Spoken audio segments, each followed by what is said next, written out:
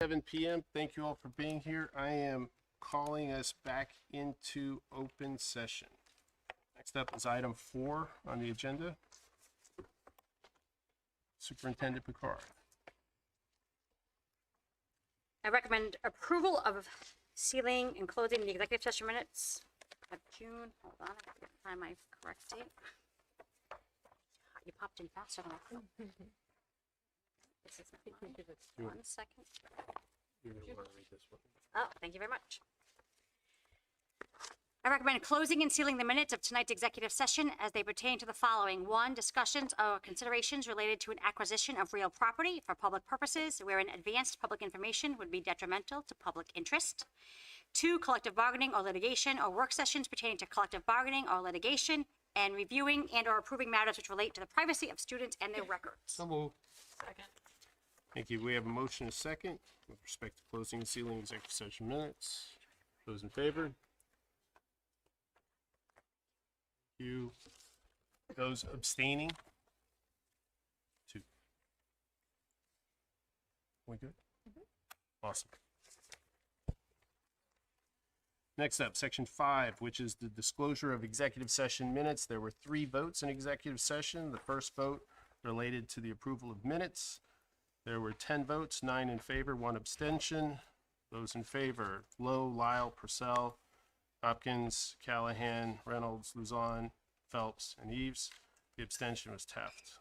Next vote related to homeschool approvals. There were 10 votes, all in favor. The votes were Lowe, Lyle, Purcell, Hopkins, Callahan, Taft, Reynolds, Luzon, Phelps, and Eves. The last vote was to close and return to open session. There were 11 votes, all in favor. Those in favor were Chapman, Lowe, Lyle, Purcell, Hopkins, Callahan, Taft, Reynolds, Luzon, Phelps, and Eves. Next up, we have recognitions. Superintendent Picard. So our 2026 national competition for our future business leaders of America. Today I see we have Leonardo Paradise, a rising senior in the networking infrastructures competition, also in the computer technology program at Charahoe. Leonardo stated that he had an amazing time. He placed 6th in San Antonio, Texas. It was great to explore such a unique location and meet countless FBLA members from all across America. Leonardo explains he was able to learn directly from real-life business leaders during the workshops and were able to experience the culture of Texas through an authentic rodeo and great local food. He would like to thank Mrs. Pryor, the Charahoe School Committee, and our sponsors for helping to give him and his fellow members such a spectacular opportunity, and he can't wait to complete next year. Leonardo, congratulations, and do you have anything you'd like to share? I have your quote, but just give a wave to everybody how sweet. He's gonna compete. Such a good, Congratulations. big time national winner. And then next to him, nicely done. Fantastic. Sitting right next to Leonardo is our chapter advisor for FBLA, Susan Pryor, who was honored at the national opening ceremony at the Parade of States and Eastern Regional Rally as the Rhode Island Outstanding Local Chapter Advisor. Charahoe FBLA was acknowledged for achieving silver chapter status. Mrs. Pryor stated it's been an honor and a pleasure seeing our Charahoe students showcase their immense talents on the national stage. As their advisor, she had the privilege of watching them grow into confident leaders who support one another and never stop striving for excellence. Their accomplishments reflect not only their hard work and commitment, but also the character and pride they have brought to Charahoe High School every single day. The following Charahoe students also completed in their respective categories. We had Esri Acton in the job interview category, Mackenzie Andrade, public speaking, Dennis Alvarez-Bliven, supply chain management, the team of Lillian Baxter, Ella Murphy, and Lydia Tabor, digital video production, George Browning, introduction to business procedures, Rose Chapakunian, chapter voting delegate, Connor Gormley, personal finance, F.A. Cosaglo, healthcare administration, Karen Link, business communication, actually it should be Kara Link, business administration, Abigail Nunn, introduction to business concepts and chapter voting delegate, and Nicholas Willis, economics. Congratulations, FBLA members.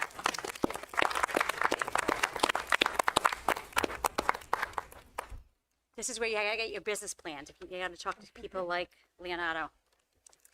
2026 National Competition for Our Skills USA. Abigail Fortin, who graduated in Charahoe's class of 2026, who actually we flew her in that day of graduation so she could attend graduation.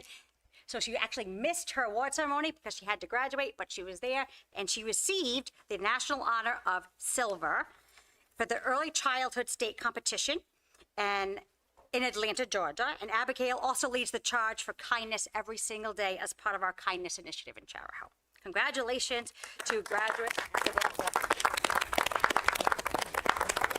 She crossed the stage at graduation and said, Mrs. Picard, I won silver. She was so excited. The 2026 STEAM Month logo designer is from Charahoe this year. The Charahoe School Committee, the Rhode Island Department of Education, and the Rhode Island STEAM Center congratulate Caitlin Charette of Charahoe Tech, who designed the 2026 State STEAM Month logo.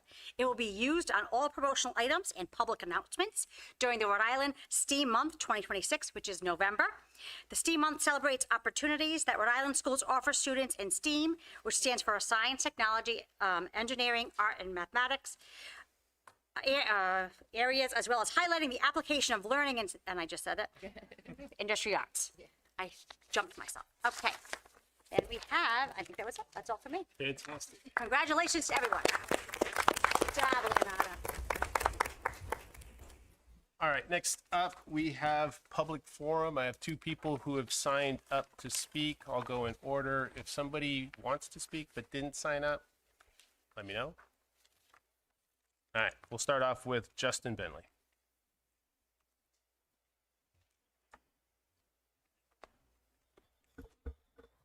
Hi, Justin Bentley, Hopkinton, Rhode Island, Charahoe class of 95.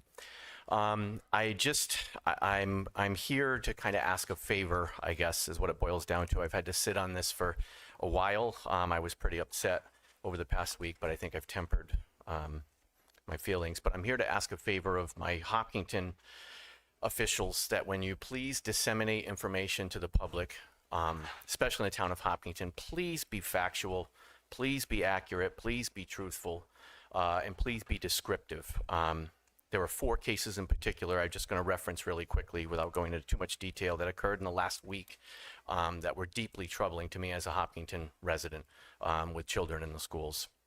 Last week, school committee member Mr. Lowe delivered a chat and update, as he often does, to the Hopkinton Town Council. And in it, he referenced the Veritas report, which is still in draft form. And he gave forth some numbers about facility needs. And given that it's a draft, I'm not going to state those numbers. They can change. But I feel as though that information was cherry-picked as a scare tactic. The report itself, I did have a chance to look at the draft as well, cautions doing what Mr. Lowe did in not taking into account inflation costs. So the number he gave was a little bit misleading. And in addition, when you look at it, about 90% of that money that when it's reduced falls into 2 categories that I believe were called aged but functional or life cycle / renewal, which to me would indicate normal expected aging with our schools and does not, as Mr. Lowe said, indicate negligence on the part of administration. So I would ask that we please give all the facts and tell the whole story. Second thing was when Mr. Lowe addressed RICAS, and I stopped counting the number of times he used the word fail, failing, and failures about our students. That's incorrigible to me. Could we do better? Absolutely. Do I want to do better? Absolutely. But keep in mind that the whole story, the whole picture, we're ahead of the state and national averages. And as I've stated numerous times at school committee meetings, I would urge school committee members to reach out to Dr. Camella. You've been very forthcoming with, there's a slew of other data that can be utilized real time versus a one-day measurement of our students' growth. And when you look at that across the year, our students are growing and they are doing better, and I love it. The third thing was there was hopefully it was just an accidental misquote. Mr. Lowe said that when referencing the unified schools, which I know will be on the ballot, so I won't be too specific, but the quote was, the town will have to give the land to the schools.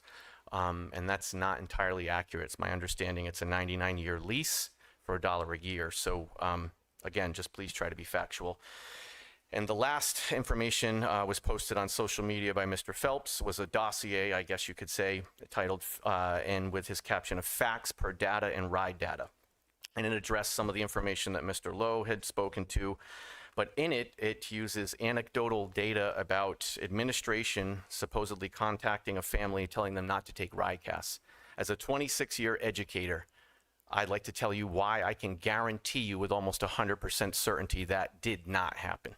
A student that does not take RICAS test is put into a category called non-testable, or non-testing, excuse me. And what RIDE does is essentially they count that as a 0. The student is 0 proficiency at every level across the board, and that is absolutely totally harmful to the school district and to administration. So no administrator would ever do that in any school district.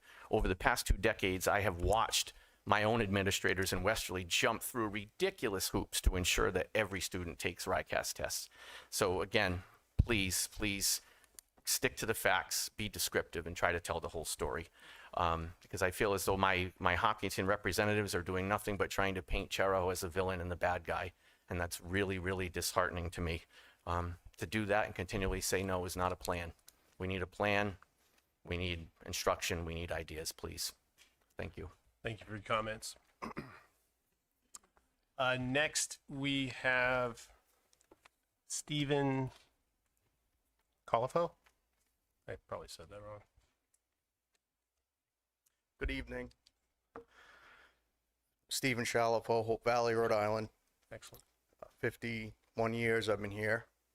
I graduated from this school in '93.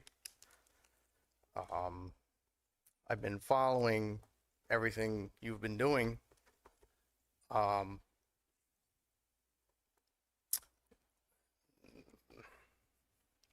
This new school that I believe everybody on this board is working towards. I believe it was one school we were going to put up, not two buildings. When did this change? You're asking when Gina, when it went from, I'm asking Gina, how and when did this plan change? okay. Go for it. When the school committee voted on the plan. That's a school committee decision. For one school. Originally, it started out as one building. So when you say originally, I don't yet, I'm not sure what I yeah, so understand. this necessity for school construction's been ongoing for, I don't know, many years. In the original iteration, it looked at multiple options: a single school, multiple schools, and rebuilding existing schools. So it's always had that component to it. And what it's been distilled into today is the options are effectively rebuilding our existing infrastructure or a unified school. And there's been many public discussions on it, but the ultimate decisions have been this school committee, not maybe all the people here, but but yeah, so it's been your local representatives, it's been the representatives from Richmond and Charleston who made that decision. Because I seem to remember, maybe I don't remember correctly, can't give you a date or a time when it actually happened, but we were talking about possibly purchasing a 23 or 33 acre parcel of land somewhere within Charahoe to build one new school for the elementary kids. And I thought that's what the board, the council moved forward on when they voted. No, sir. So I'm not correct. No, sir. You sure I'm not correct? I'm sure you're not correct, sir. And we're actually going to have a discussion about the unified school coming up in the business section in the next few minutes. And if you have additional questions, then I'm more than happy to come up and ask. Okay. Thank you, sir. Thank you for your time. You're welcome. Last call. Yes, sir. Please state your name and town. Hi, I'm Nick Testa. I saw on the agenda the discussion of a subcommittee to review the use of computers in the elementary schools. As a parent of an elementary school student, I don't know how really I feel about this, so I definitely encourage a subcommittee being created to, assess basically if this is something that is benefiting our children, or if putting first graders, second graders in front of screens is something that Yeah. could hurt them. So I just think that a subcommittee is something that is needed. Point of order, Chair. Uh, That's on the agenda. I know. Yeah, I know. I'm just saying I support it as a parent, a taxpayer, and a voter. Thank you, That's sir. all. And what his point of order was going to state is that typically what we do, if there's a public comment that's related to an agenda item under business, Yep. we don't allow the public comment, but we encourage you or invite you to speak during the business section. Okay, I So- can come back. Yeah, no, so Nick, we got your Yeah, no, comment. yeah, I'll come back so up. No, when that's what I'm saying. when it comes up, if you have questions or comments during that section, you can definitely speak on that as well. But that's the point of order that Mr. Luzon was bringing up. Cool. I hope to learn all this stuff in the future. Thank you. Thanks, Nick. All right, folks. I am closing public forum and we are moving on to business. Unified. Want me to- Yes, ma'am. First up is going to be the Unified Elementary School Campus, Stage 2 update, and this is for discussion. I'm going to turn it over to Superintendent Picard. Good evening. So in the fall of 2024, the company called Bureau Veritas was contracted by the Department of Education to complete a comprehensive facility assessment of all Rhode Island schools, which is part of our state law. And the goal of those reports is to provide the General Assembly with the information necessary to make decisions around state infrastructure for schools. So the Bureau Veritas Facility Assessment is an independent third-party engineering evaluation. They go out to bid, the Department of Ed, and then this company is one of the bids, and then they go through the state process.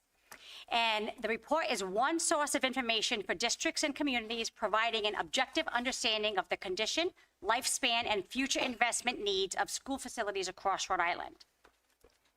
While all our schools have been reviewed in the draft reports, which we posted on headlines, and again, they are draft, and they are not meant to be utilized as final documents until they are officially published by the state.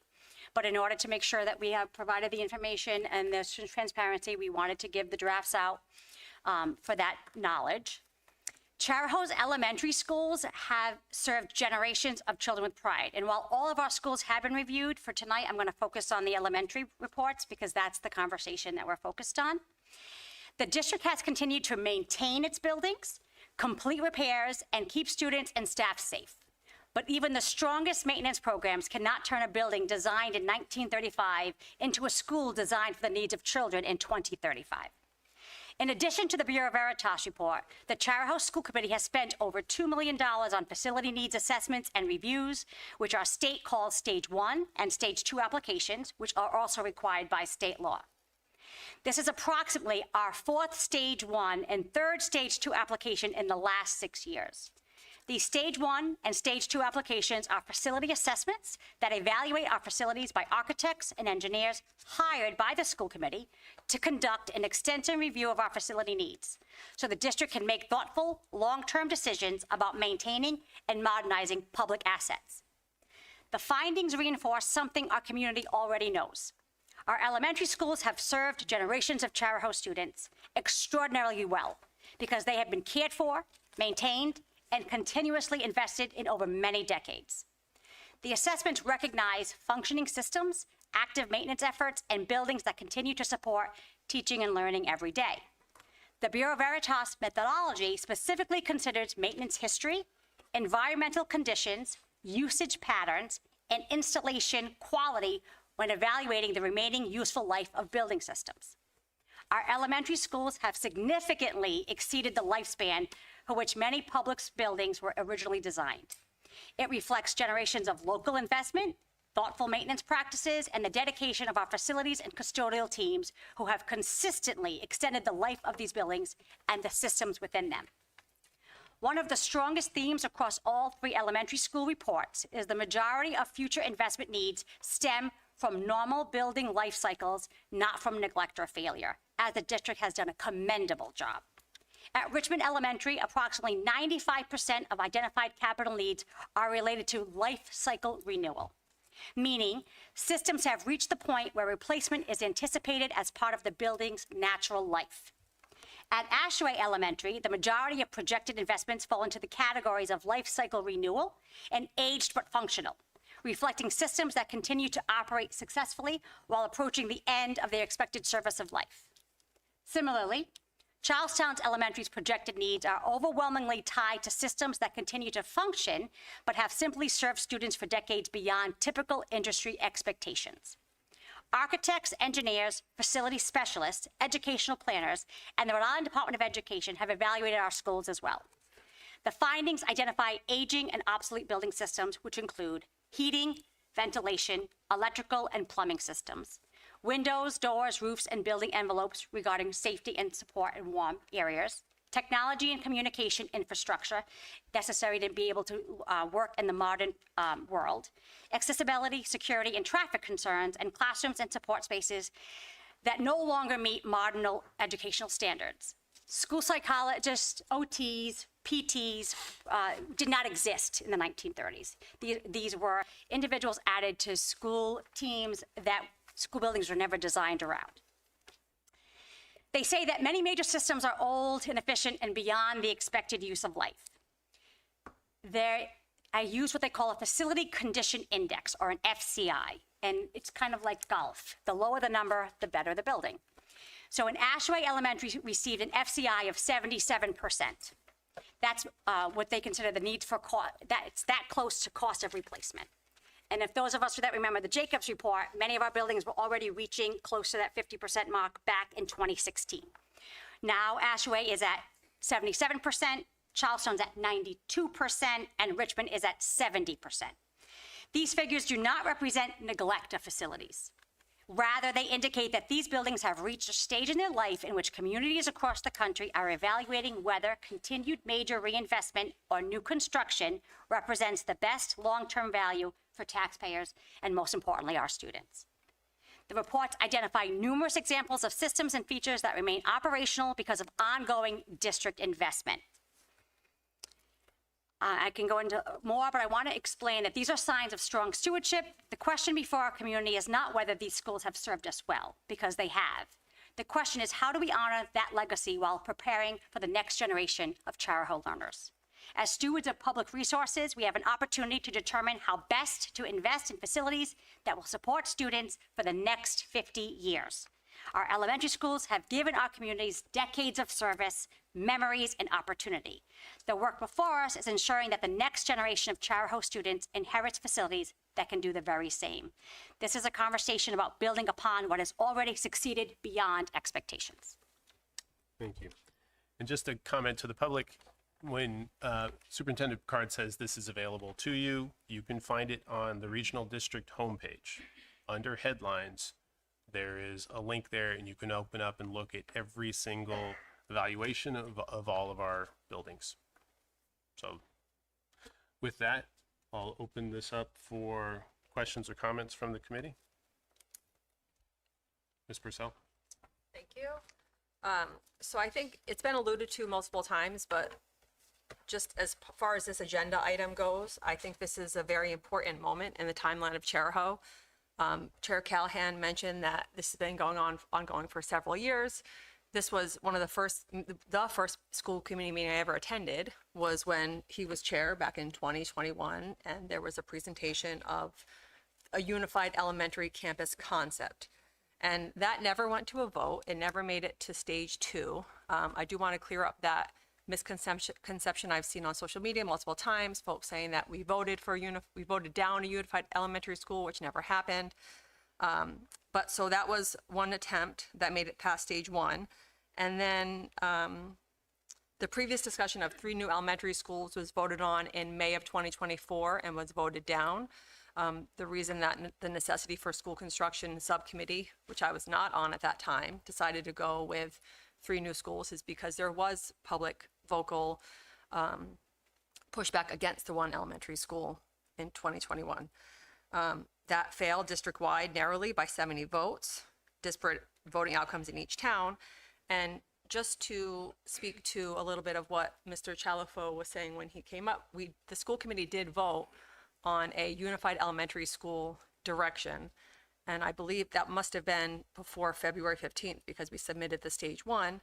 But that spring, when we considered bond legislation, and after Mr. Zenyan had come to us with multiple reports at every executive session meeting about land, the decision was made to move forward, and that's reflected in the bond legislation, which has been approved by the school committee, approved by the General Assembly, about a unified campus with multiple buildings. And the current concept is lower elementary school, pre-K through 1, and an upper elementary school, grades 2 through 5, on the same campus, on the Charlestown Elementary School property currently.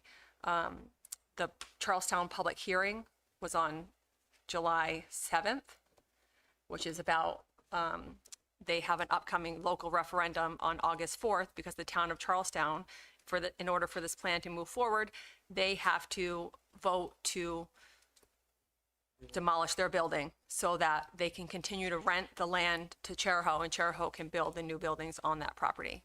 So that is the next step that's coming up. in this process, this multi-year Yeah. saga. Thanks, Jess. Appreciate it. And literally, if you want to get into the weeds at any point in time on it, I would encourage you to talk to Ms. Purcell. Oh, I would love it. Ms. Chapman? The, under the FYI section, is that report, that's included, that's public, correct? It is, Angela?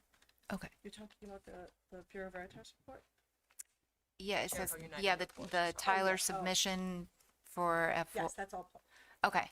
I think that's probably where maybe some of the confusion is, because if you look at, the details of that, it does, give a breakdown of, there being one unified elementary school as part of all those discussions. And then there's another one where it discusses renovating the schools. And then there's another one that discusses building 3 new schools. So it does, the way that that's presented, it does look like that, just so you're aware. Understood. And those are all concepts or ideas that have been vetted and discussed. So, yeah, I get it. There is a plethora of information. I'm going to go with Mr. Luzon and then Mr. Phelps. So this past spring, when they went to each elementary school and gave a presentation, and they also, the architects and everybody listened to all the families and moms and dads, and they came to a consensus, and we voted upon it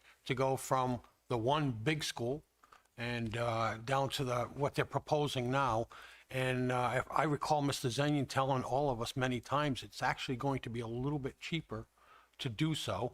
And we voted upon it. So I just wanted to say that, and that answers his question also. Right. No, that's correct. We did vote on that. I remember it. Mr. Phelps and then Steph. I remember we voted on, Slam came and showed all the options.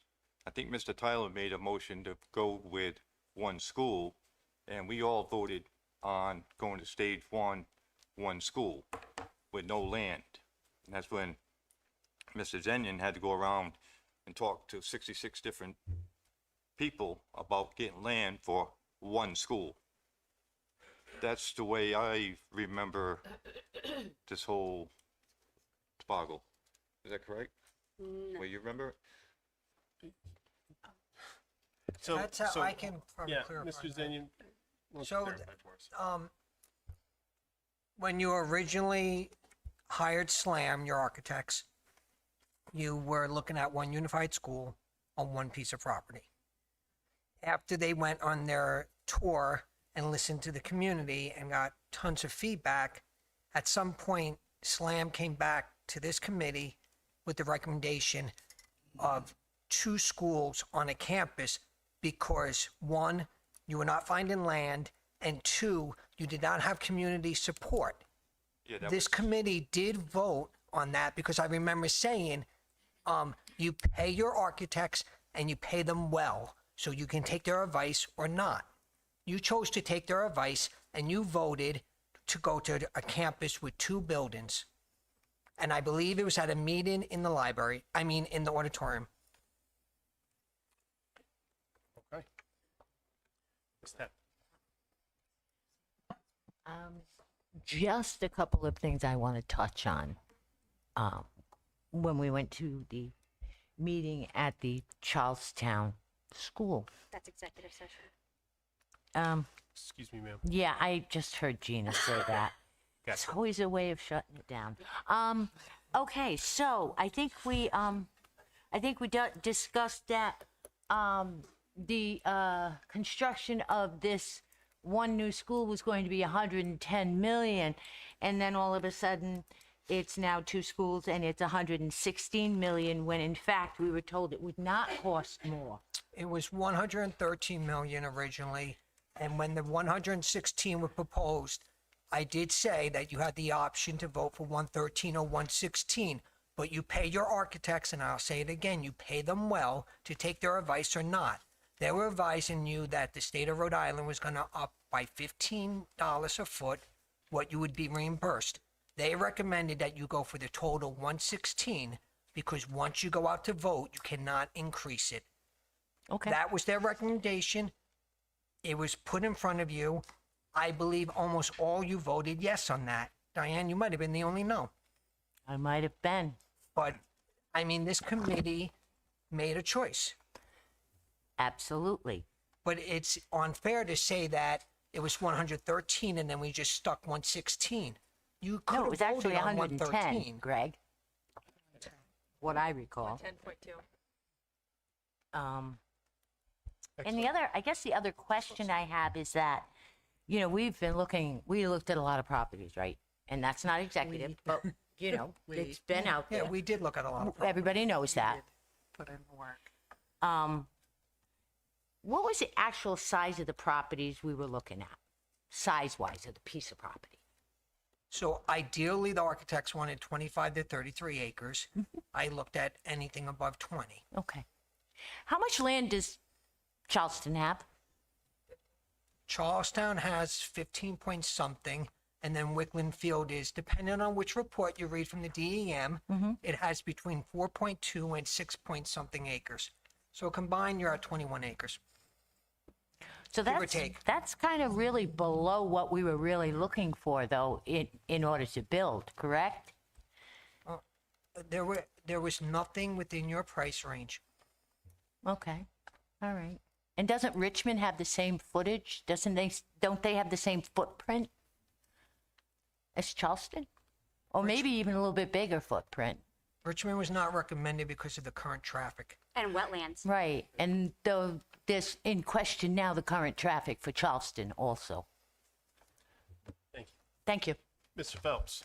Well, I was looking through the FYI thing there, and it does mention, When you say the FYI, are you talking about the FYI for tonight? yeah, whatever, That was submitted by Traverse United. The district, as you all know, people send FYI information to the school and committee. it, But that is a school committee request.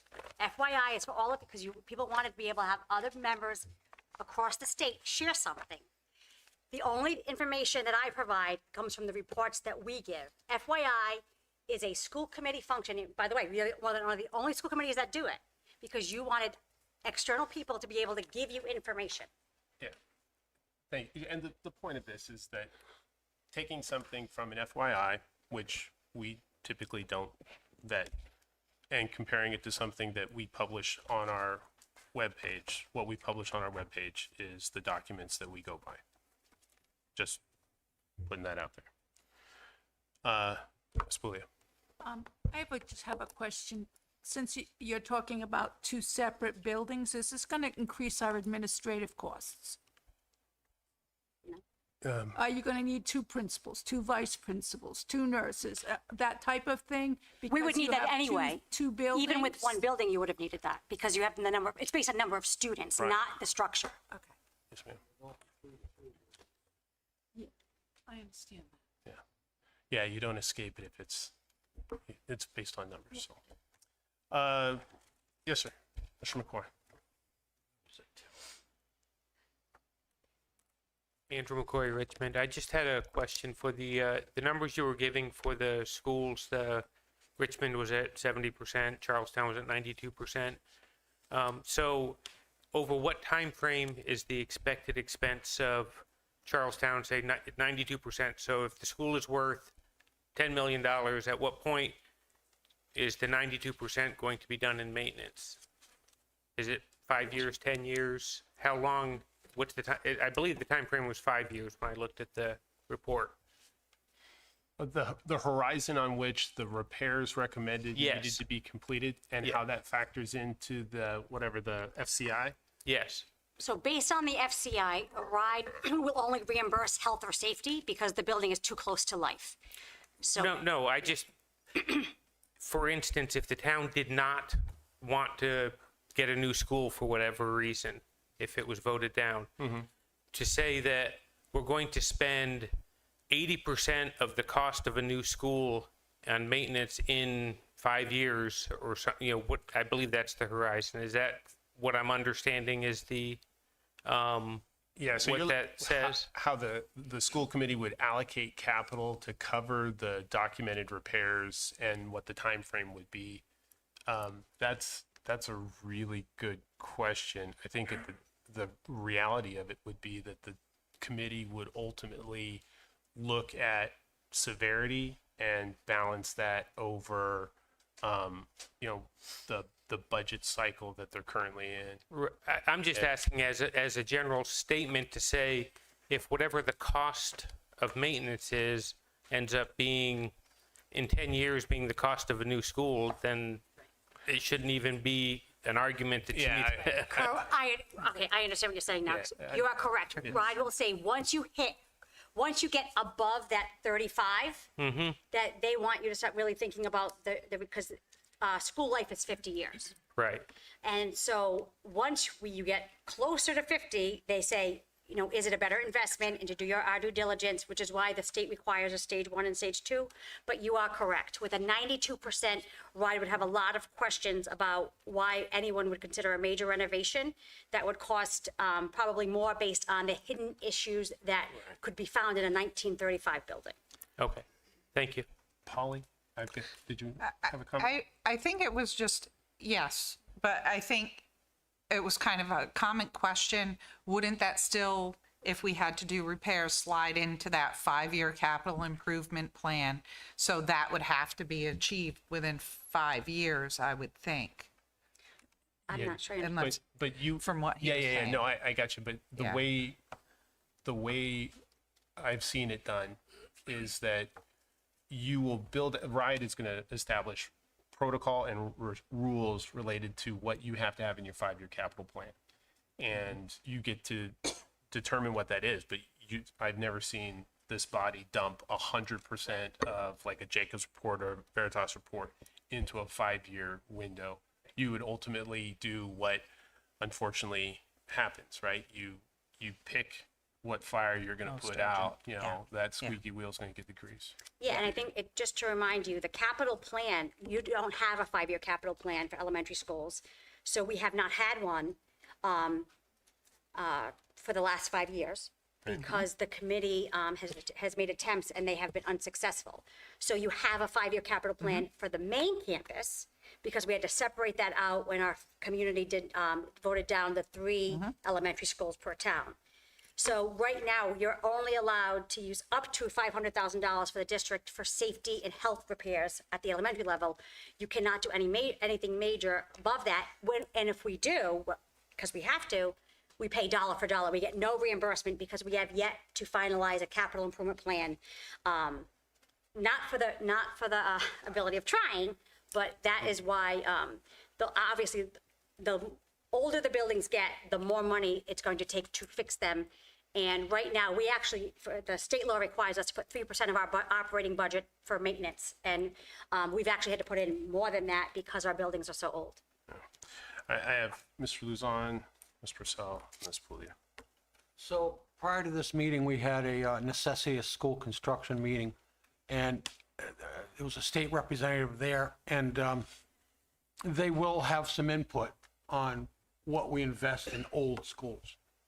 I think Mr. Zeng has a better take on it than I do, but the point is that they're going to have a say whether they invest their money in schools that they feel is too old. So it's a big catch-22. Yeah. Ms. Purcell, I'm all set. you're all set? Yep. Gotcha. Ms. Puglia? My question is, and I don't know if this has been addressed yet, is if they agree to this in Charlestown to build the 2 schools on the campus, has there been a swing space? Have you gone that far to say what you're going to be doing with the children during construction that the public knows so they're not panicking? Yes, I'll share that again. So you actually are building in that swing space based on the school committee's plan. So they will put the pre-K, K1 structure up first, move the current Charlestown students into that building, which, by the way, for the school building authority, there's more square footage allowed for pre-K and K based on the state requirements. So there's plenty of room for them to move into that structure while the 2 through 5 building is completed. So we save the cost of finding a swing space, which we would have originally had done used South Kingstown spaces and Hope Valley. But now it's part of the plan. So we actually save money both on the land and on the swing space. Thank you. Yes, sir. Stephen? Steve Shalafo, Hope Valley, Rhode Island. Where can I find the documentation when the council voted on a campus versus one single building on the elementary school? I think it's in the April packet for the March minutes. So where would that be? If you go to meetings and minutes under school committee tab on the website, all of the minutes from every meeting are there. Okay. Thank you. Thanks, sir. Yes, sir. Forgive me, I'm confused why we're rehashing all this again. I'm not sure if it's for the public or if it's for school committee members, but just really quickly, April 14th, 2026, school committee voted 8-2 to approve the actual bond language. Bond amount increased from 110.2 million to 116 million, reflecting design changes in inflation. Project description updated to allow, I'm quoting, for one or more buildings on a single campus. That there's the 2 schools. And after a bunch of amendments that failed, I just would like to remind people that eventually they were able to vote on the original motion. Member Purcell, as this is per Charahoe minutes from that meeting, requested a roll call vote. The votes were as followed. Pouliot, yes. Phelps, yes. Luzon, yes. Reynolds, yes. Teft, yes. Chapman, yes. Hopkins, no. Lyle, yes. Purcell, yes. Lowe, no. So it is documented. Appreciate it. And your question about rehashing it, I would say that we want to keep talking about this just to make sure that there is a forum to, like you said, make sure that accurate factual information is disseminated, and we have a chance to talk to the public about it as well as discuss among committee members. Because as you can guess, there's lots of different opinions up here. Ms. Chapman? So I hope that clarifies for you that it was done on April, at the April meeting. The original vote was taken when Karen Grandy, who does the bond legislation, that was done in January, where we had the one unified school. And then in April, after they did a bunch of feedback with the towns, that's when they revised the language so that it could incorporate all of the feedback that they received. And it went from one unified school to the 2 schools. And it became a unified campus, so that there was more flexibility within, for the architects, for the building and, the land structure and things like that. Just so you're aware. Thank you. Any further questions? Mr. Lowe? I would defer to, if he's coming up to, I would defer to him. Actually, you're a sitting committee member. I'd prefer that you went first, and then we give the member of the public a chance to speak. I think that the presentation earlier by the superintendent was a good historical summary of where we are. I think that as I listen to the questions that come about, I think that the simple description of a stage 2, I think that there's lingering questions as to what exactly constitutes the stage 2 with respect to this ongoing project. And my understanding is that the stage 2 is simply talking about the unified elementary school. And I also, I think that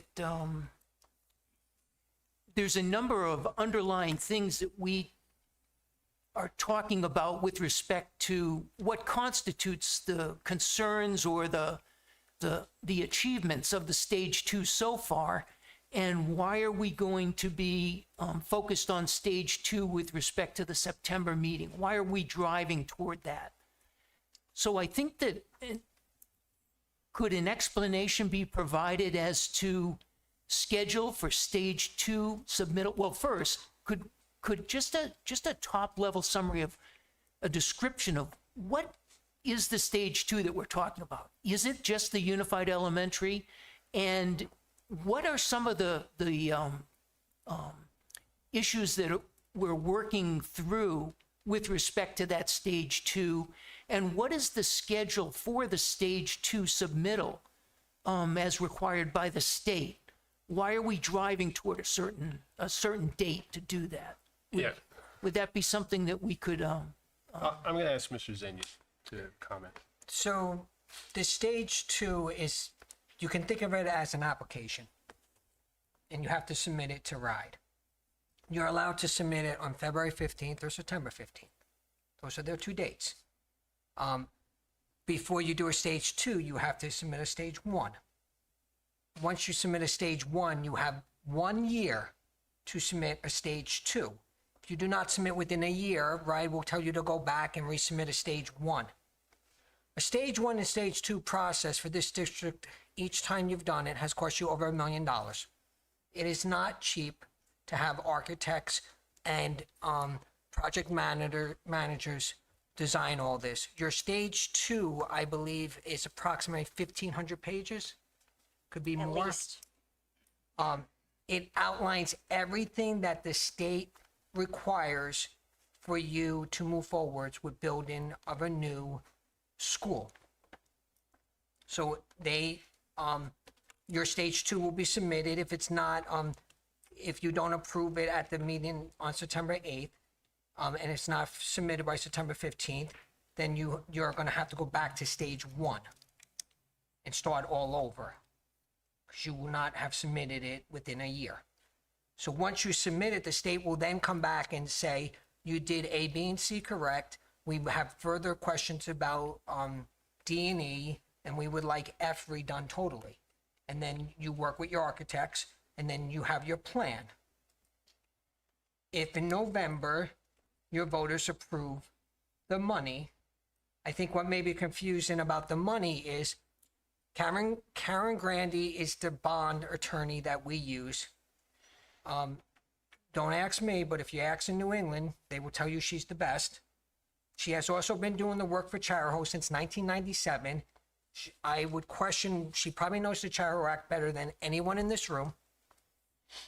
So she is your bond attorney, and she made it clear to this committee that you should always include the campus when you are going out for a bond.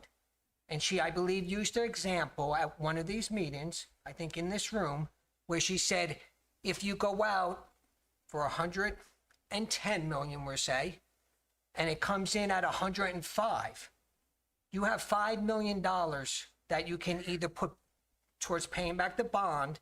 But say, for example, in the process of building this new elementary school, your high school roof deteriorates to a point where it needs to be replaced. Your voters have already agreed that you can use that $5 million that's left over to fix it, if that's what this committee chooses. She made it pretty clear that it gives you a lot of flexibility. This group voted, someone can pull up the vote, to approve that with that language. So that's why you hear the campus included with the elementary, the unified elementary.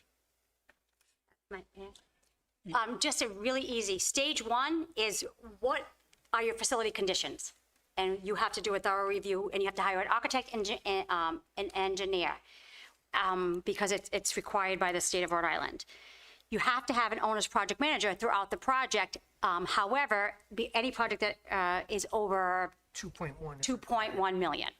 That's a requirement by the state. So a stage 1 is, what are your building needs? Stage 2 is, how do you plan to rectify that? And that's, again, you have to hire your architects and your OPMs to be able to do that. It's based on the bond dollars that you're looking for. Once the committee sets that forward, and if you want to get more information, there's actually a checklist on the RIDE website under necessity for school construction. Stage 1, stage 2, stage 3, and stage 4. Everything is listed. I know we've provided that to the committee before. It's in your shared drives. It's in your packets. It's actually on our website, all of the information that we've done. So, and a stage 3 is the actual project. So a stage 2 is concept. It is proof of concept that you have a plan that will work. Stage 3 is, now make it work. And that's where in this world, the Charahoe Act designates the building committee as the lead on that project. So that's just but Mr. Zenni did a great job, but I would recommend that anyone go to the website on RIDE and get the checklist, because that'll give you the entire, it has exactly what you're looking for, a timeline, what has to happen when, And Mr. Zenian's right, September 15th is the deadline. If you miss it, because we've already had 1 year, we will have to pay more money again. It's at least $1 million for stage one. I just had one other thing. One of the questions that I heard also talked about the reports. The Veritas report included other schools, and I think that I also heard it explained that those other schools being refurbished or maintained or improved upon, they were addressed through a separate bond.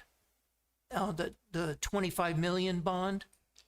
Actually, it was 15 million. 15 We million, actually excuse me. we knew we needed 30 to get by for the next 5 years. However, because we knew that the elementary school was a much needier place, we went out for 15 million. And as you can see in the Bureau Veritas reports, our main campus is, as fast as we're going to get to the elementary, is as fast as you're going to see the main campus have similar needs. Because remember, the Jacobs report was 2016. So your main campus is aging, just like your elementary schools, but they have had more opportunities for renovation than your elementaries have. There's been no elementary large renovation for many years. So that would mean what you're saying then, is this correct? That we'll, in addition to the elementary school, we have in the background here, we have some needs for the other buildings on the main campus that we're not yet addressing.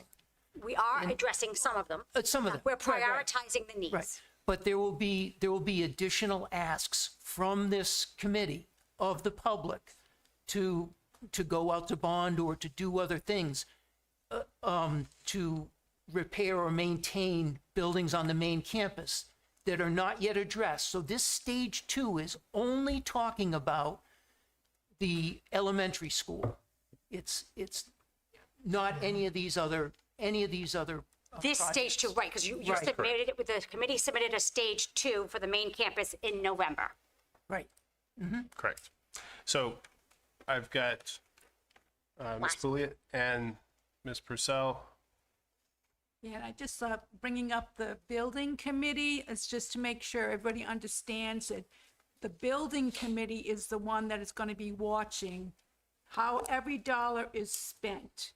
And they're going to be the ones that say, no, that tile's too expensive. We want this tile. So they're the ones that are going to be overseeing how the money's spent. So just to make that clear to everybody what the building committee's job is. Correct. And that's established in the Charahoe Act. So thank you. Ms. Purcell. Mr. Lowe's comments made me realize that he hasn't seen a stage 2 application before because he wasn't on the committee. I think it would be helpful if we could share that link. I don't know if it ever made it onto the website because I remember when the school committee got it, it was 3 separate documents, PDFs that were 500 pages each. To the shared drive. It's in the shared drive. Okay, so I think, and for Ms. Eves as well, I think it would help them to see what's included in the document because it's a lot of information It is. that's required by law, including demographic studies, Transportation studies, traffic studies, yep. Oh, fantastic. It really helps Great suggestion. see what it is. If you can't find it, they can please email us and we will put it in another shared drive. It's just too big to be able to email it. Okay, I want to start wrapping this section up. We got more business to attend to. Sir, did you have a comment? Greg Abedesian from the town of Hopkinton. It's my understanding that each time we go through a phase 1 and a phase 2 application, there's considerable expense. And we've been through, let's say, just in the last 7 years, how many phase 1s and phase 2s have we gone through for the elementary schools? 4 stage 1s and 3 stage 2s. And ballpark what the expense was? Over $2 million. $2 million. All right. This plan was not hatched in a bubble. This process has been going on for, well, as long as I've been in the towns. And this particular plan, was started being developed shortly after the last elementary school capital improvement plan failed. So what's that? That's 2 years, right? It's a little over 2 years. Certainly by now, I would think that we can agree on one thing, that everyone is not going to agree on every detail of this elementary school project. But I have to also think that this is going to be damn close to about as good as we're going to get. And each time we go through this process, it's going to cost us more and more. The buildings are going to continue to fail. We're going to spend more money in maintaining them while we still are trying to finalize and get to a phase 3. And on top of the fact that the cost of the project is going to go up. It's not going to go down. So I just, you know, I would ask certainly the committee and the public to just take a step back and realize that this is about as good as it's going to get. It's not going to get any better. And at the very least, it's going to get substantially more expensive. Thank you for your comments. Okay, committee. I want to move on to the next section. We good with that? Fantastic.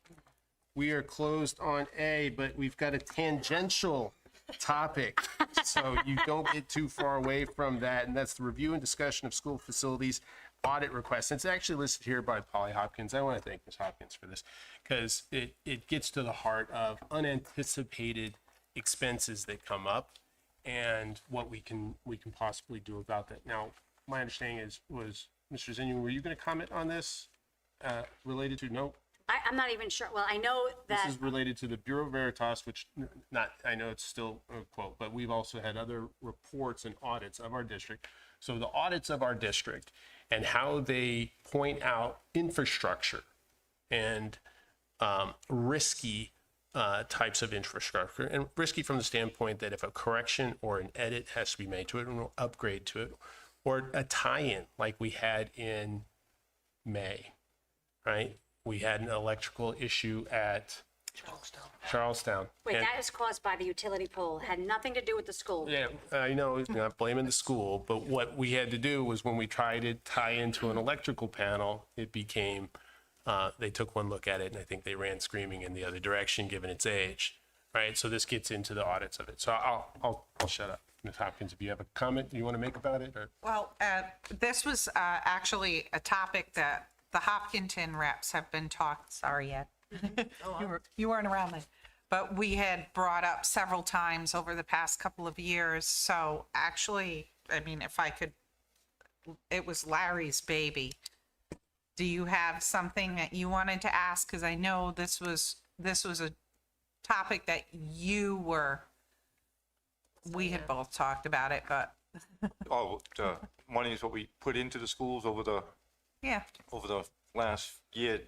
You know, is there any report saying how much we put in, you know, per school? I know Gina said it was what, 500,000 is by state law. You get that every year in the budget. I'm not sure I understand. Well, I just wanted to see a report saying how much did it cost to repair things in each school and have a tally, you know. So an expenditure over Yeah. a fiscal year on what was done at each Elementary facility. school, yes. Yeah, that's Okay. in the budget for maintenance. Well, we budgeting, but. So, I mean, there's a It's on the audit. one-page report that is required by Rhode Island Department of Education for school housing aid. It's called the F-107 form. And that requires that at least 3% of your operating budget is used for maintenance. So I'm required to fill out the form, so I run a whole report. This year, so our FY26 budget, we spent $5.3 million on maintenance out of a $71.6 million budget. That goes beyond the 3% operating budget that's required by state law. It actually is 7.39% of your budget is spent on maintaining your buildings. And is that report that you do, does it break down the expense on a per building basis? So I run it as an Excel for the whole district because the state just wants the number for the district. Okay. So I mean, could we break it down by, I'm sure we can, from there, go into, the codes per building and break it Right. down further. An easy thing may do, so if you go back to the budgets that you receive, you get a capital plan at the back of every budget book. So that gives you the year-to-year capital projects, the bigger picture of things. And then your budget, even your transfers, that gets calculated for you for your budget updates that you receive every month. And then what you'll do, if you look at the audit and then you look at the budget package and you have that alignment, you can see by school how much we budget for maintenance, and that's based on the prior year. And that's based on all of the conditions assessments. So we give that to you every month, every year, and in a variety of ways. So if there's a way that we can help, I'm happy to meet with you. If you want to go through that with Greg and I, we can show you exactly how to find that. Perfect. Awesome. Thank you. Ms. Hawkins. Additionally, I ran 4 years of budgeting and focused on the maintenance through an analysis. And there were, sorry, I had a printer problem, so I have to read it off my phone. There were some recommendations that the analysis popped out that to strengthen future maintenance reporting. So I'll just say those in public, and in case you want to take any of those up. These are just recommendations. Separating preventative and corrective maintenance expenditures, tracking maintenance costs per square foot per building. We do that. Okay. Reporting annual maintenance expenditures as percentage of facility replacement value, which, like, wow, that's very complicated. So That's the FCI. yeah, that's pretty much what I assumed it was. And the benchmarking maintenance spending against comparable Rhode Island districts. So that's available to you already. If you go to the financial dashboards on the RIDE website, you can actually compare our maintenance reports to any district in the state. And we had Santiago come. I know, Polly, you were here. I'm Mr. Lowe and maybe Ms. Teft. I'm not sure, Ms. Teft, if you were here. But I'm happy to bring Santiago back to help you go through those financial dashboards, because that will show you, you can get our maintenance reports, everything. It exists already. I made one. And actually, like I said, printer problems at my house, but I got this to print out, and we do spend more than the state average on Correct. our maintenance. So that's the Not a blue shock, line. given I don't know that if you want to keep that, but it's increasingly going up, and the state average is slower to increase. Well, that's because than of the, we are. so good, again, remember the Yeah. 2018 bond came out, and every district except for Charahoe and North Kingstown was able to build the buildings. So now we were in the middle of the group, but now Charahoe is at the bottom as it comes to, so you're exactly why you need that. Mrs. that Mrs. tool. Picard, can you say that one more time, please? Yes. I think we got it. Thank you. Ms. Chapman had her hand up first. For the maintenance expenditures and the capital improvements, those are two separate things, two separate animals typically. So because I thought that it was a law that said that we had to have a capital improvement plan developed, and that was a long time ago, wasn't it? In 2018, the state required the 5-year capital improvement plan to follow the stage 1 and stage 2 the application process. So I guess my question is, how come, is there a reason that we haven't had that? Because I know you were saying that we don't have a capital improvement plan. So I was probably not on the committee yet, but I'm No, just you have been. So why don't we have the 5? Because the community has yet to vote for a project that, and the committee has not been aligned on a project. So If you include ultimately, capital, you're at 8.5 million for the FY26 budget. Thank you, Greg. You spend quite a bit of money maintaining and repairing your buildings. We are not neglecting these buildings, but if what brought this whole thing to a head was when Charlestown, the telephone pole, which they told us was placed there around 1960, snapped. So when Rhode Island Energy came out in all their wisdom, Jason fought with them and begged them to replace the 2 poles next to them that were put in on the same date as the pole that snapped. And they told us when it snaps, they'll be back out to fix it, not before. That's poor maintenance. We have no control over that. But if you look at what we're doing in our buildings, we are maintaining our buildings well for what we have, but do not expect an electrician to tie into a 1960 fuse box and have your building inspector approve it. Yeah. They're going to tell you that $1960 has to go. I would say it's an inaccurate statement to say that the district has not maintained or has been negligent in any way. Oh, no, I was not implying that at all. I was just asking about the 5-year plan when, like, why we didn't have one. Just to put a little point on it, the capital dollars, and since Mr. Callahan was the chair when I first arrived, the committee has lessened the amount requested to the towns regarding capital improvements because we've been involved in this process, because the plan was to have a new facility back in 2021, 2022. So we actually have not been getting the dollars in from the local operating budget from the towns, because we, on good faith, have not asked, because our capital, we were hoping to have the 3 schools at one point. But now, this is where, myself at the time, Mr. Draper has shared that you need to consider, regardless of the 3%, it's going to cost us the same, if not more, to continue to maintain aging facilities than it will be to build new. Yes.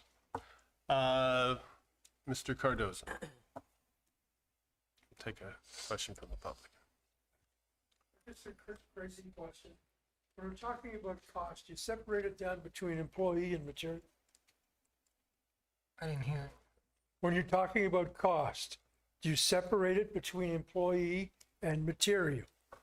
Like So a light the- bulb costs 50 cents, how much does it cost to use Yes, it? we do. So that's one of the things that people, I think, are a little confused about, how we're costing this out. Okay, thank you. All right, committee, I'd like to move this forward. Any final? I see none. Fantastic, thank you very much. We are done with section business sub B. We are going to move on to C, which is the discussion and possible action regarding the fiscal year 28 budget subcommittee's request to revise the budget presentation format for the school committee. This was requested by Ms. Reynolds. Ms. Reynolds, you have the floor. It's upside down, I can't. Okay. Oh, it has your name on it. Well, your title, mine says. So, this is what we receive in January, this fun packet that can be produced one time. Embargoed, but it can be, this can be produced one time. This is expensive to produce, both the paper, the folder, and the manpower required to produce it. We would like to recommend going to this format, which contains all of the same information Thank you, sir. in a more fiscally responsible way. This would, this format would run the current program by Keystone, so there would be no rolling the budget from one program to another. When we roll the budget from one program to another, someone is required to review all of the numbers in this to make sure that they are accurate. Can you clarify rolling from one budget to another? Because I don't know what you mean. So when we take the budget from one program, That's the word. oh, sorry. Was that the okay. So when we take That's all I needed. that's all right. Okay. Now you've messed me up. No, I'm kidding. Confused me. So clearly, this is a little bit more convenient to carry and to use. The pages can be printed to reflect changes that are made throughout our meetings. So sometimes we make changes in the big book and we have to make our own notes to notice that they don't get updated.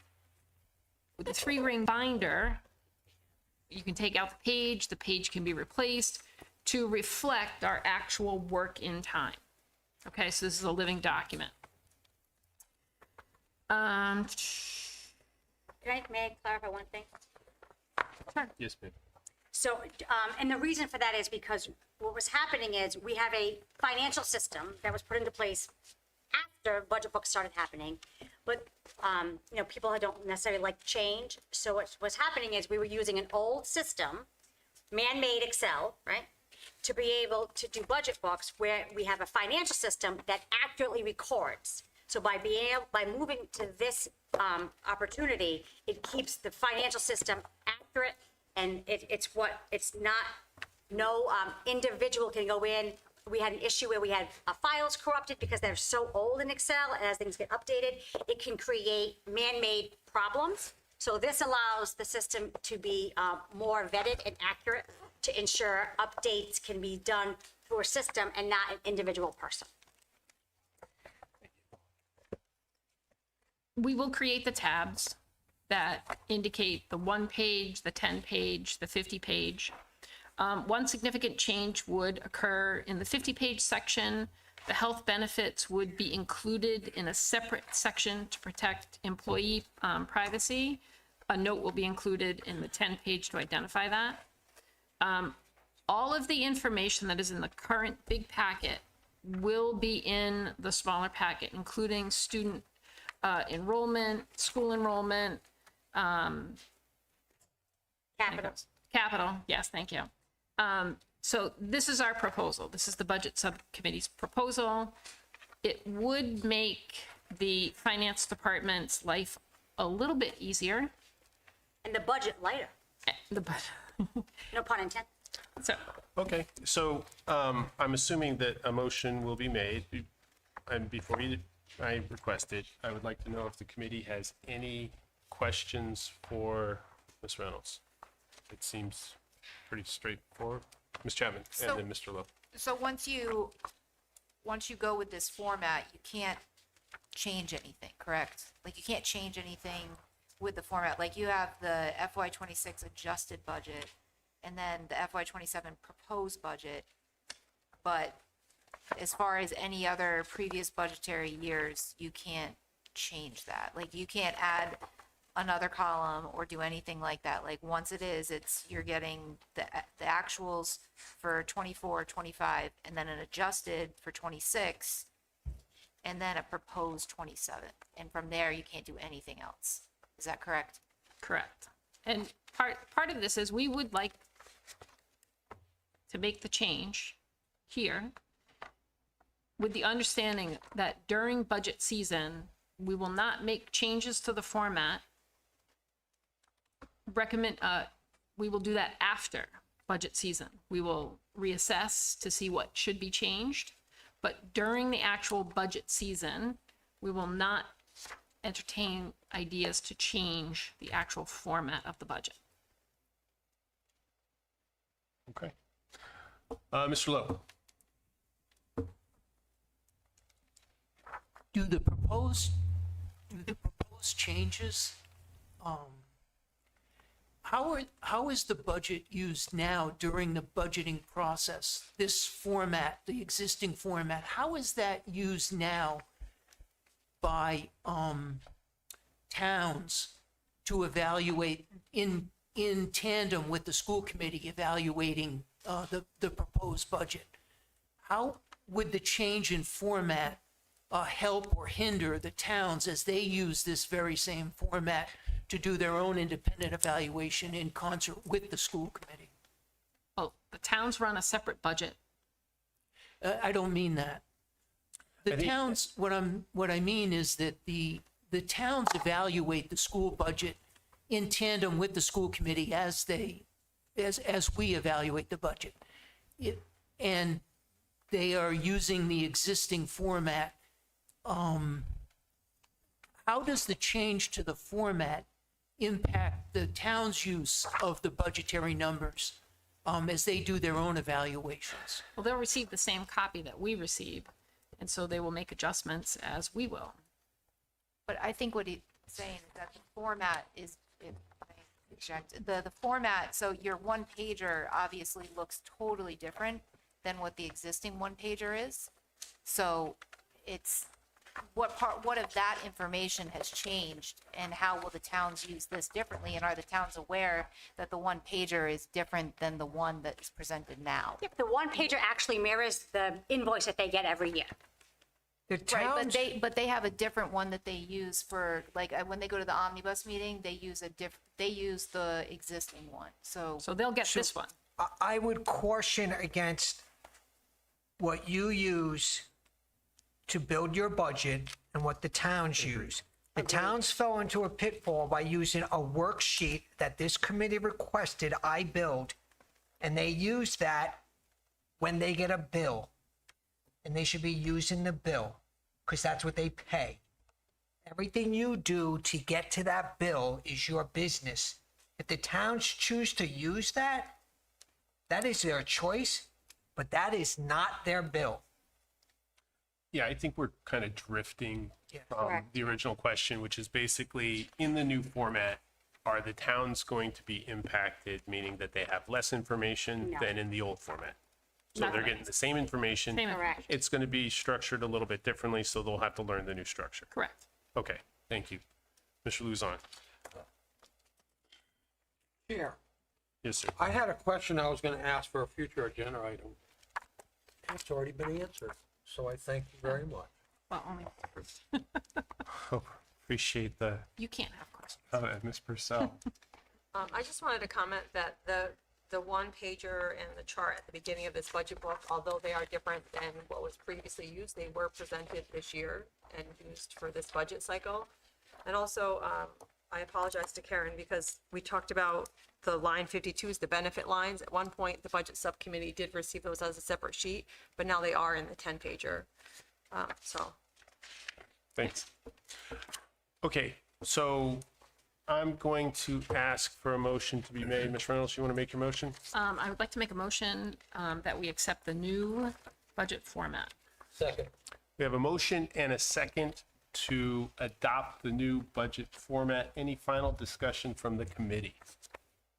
Sorry. Yes, ma'am. One more question. Yes, If ma'am. this is still, like, if this would still be available upon request in Excel if somebody did request it? No, we only have to, we would only, public documents, what we produce, we do not create documents for requests. Okay, then I couldn't support this, sorry. Because, I mean, if the school committee is responsible for the presentation, is responsible for the budget essentially, then that would be something that I think that people who do have financial backgrounds, they would want to have a little bit more detail. And right now, I know that there is a report that does get sent to RIDE every year. At the end of the year, there's a file that gets sent to them, so I would just hope that that information. If there's a is taken file that's there. created, created, yes, but not to, we don't create files for the purpose of individuals. So if someone said, we want you to do this, that, we don't create files for like APRA requests. It has to exist. So once it goes to RIDE, it becomes a public document, Yeah, so and anybody could get it. and just to clarify, the content It's is the same as the budget. correct. The same, this is just a format, a presentation format change. Correct. It is not changing content. Correct. Correct. Everything happens through the audit. All of the numbers that you want to use anyway are always in the audit to do the comparison year to year.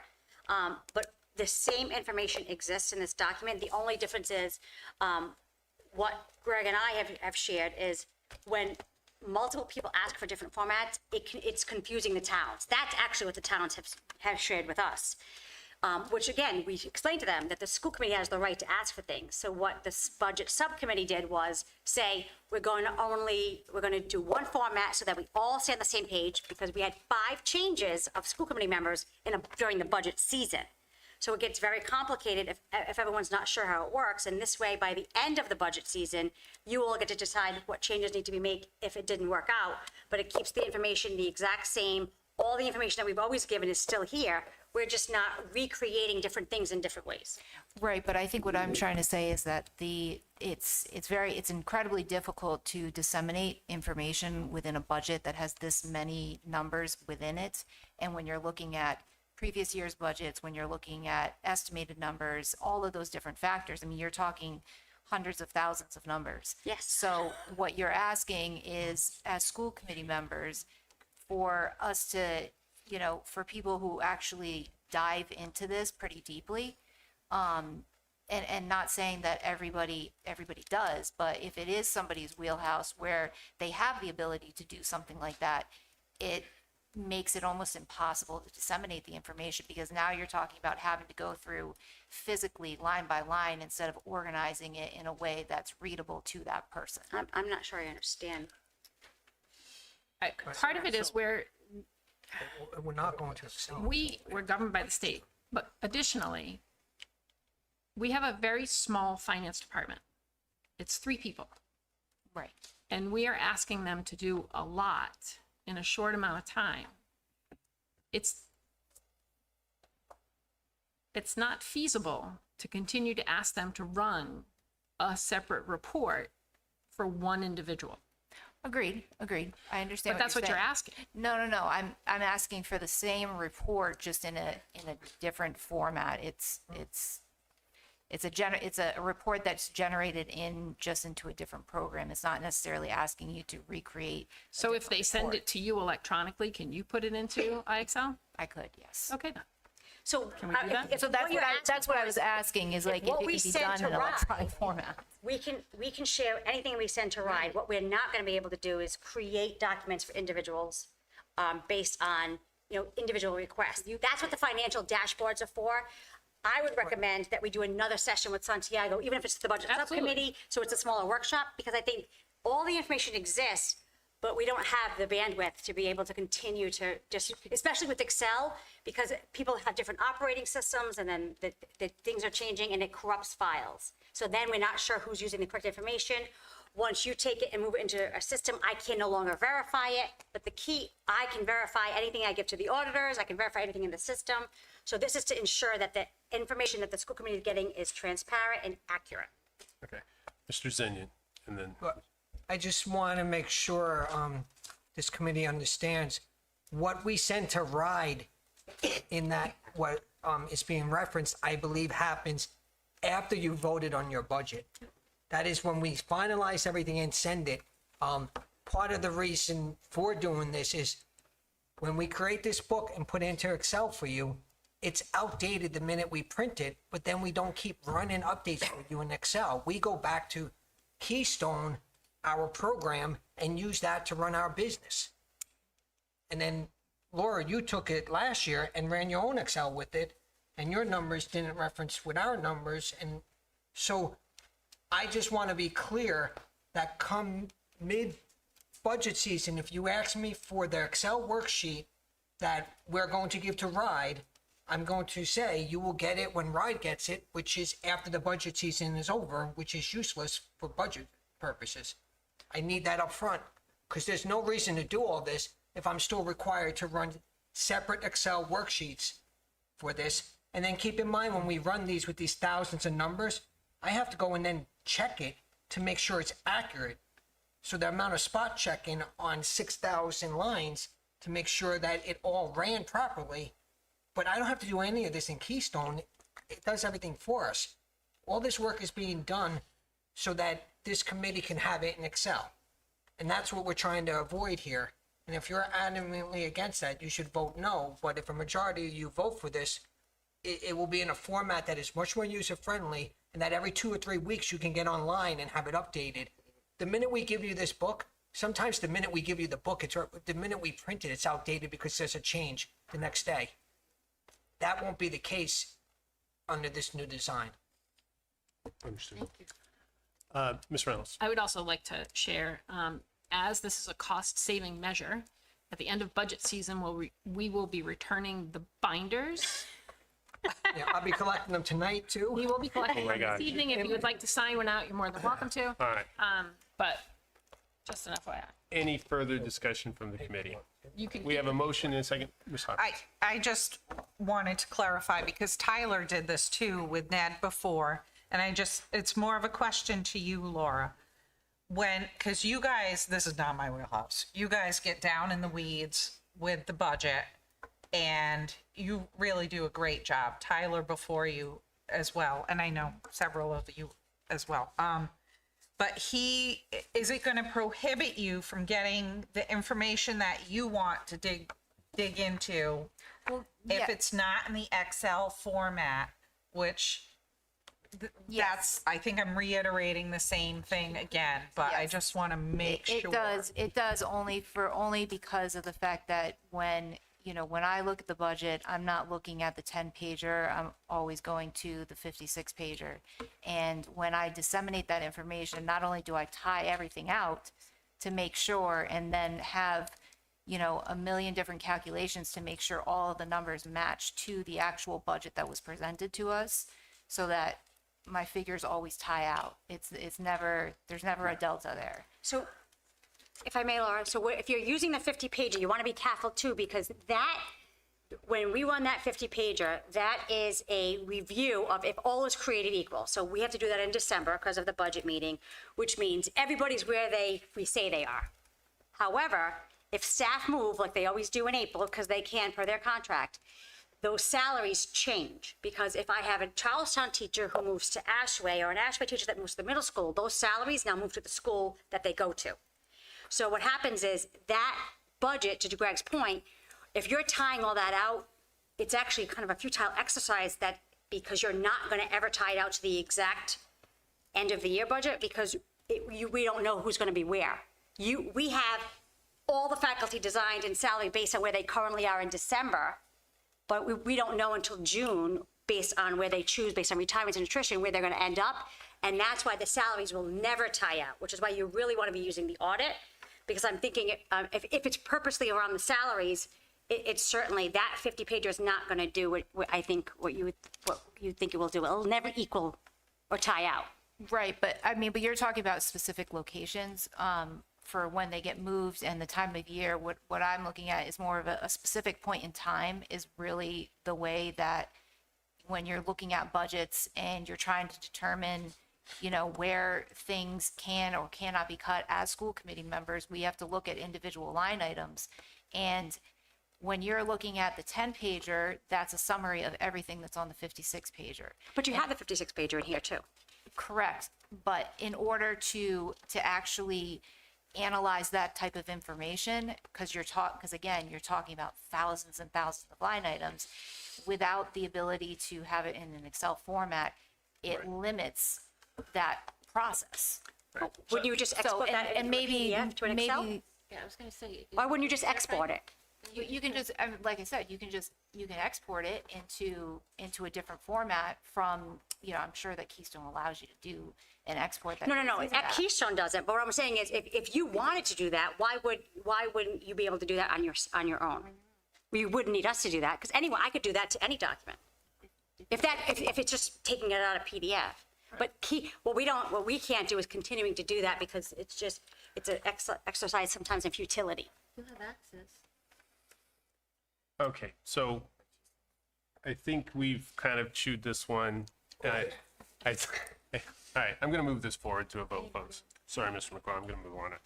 All right, so we have a motion and a second. The motion is to adopt the new format. Those in favor of adopting the new format? We got 2, 3, 4, 5, and 6. Those opposed to adopting the new format? You got 1, 2, 3, 4, 5, 6. Motion fails. Thank you all. Thanks, Karen. All right, we are up to the final piece of business, and this is letter D. It's a discussion only, and I'll explain that in a minute. And this is regarding the development of a subcommittee to review the use of computers in elementary grades. This is a discussion topic that Ms. Chapman had brought forward for a vote, because we as a committee have to vote to establish a subcommittee. She wanted it brought forward in June, and I screwed it up then. And so it had to be pushed to July, and then I screwed it up again. And so we're going to discuss it tonight. I will not screw it up again. It'll go forward for a vote in August.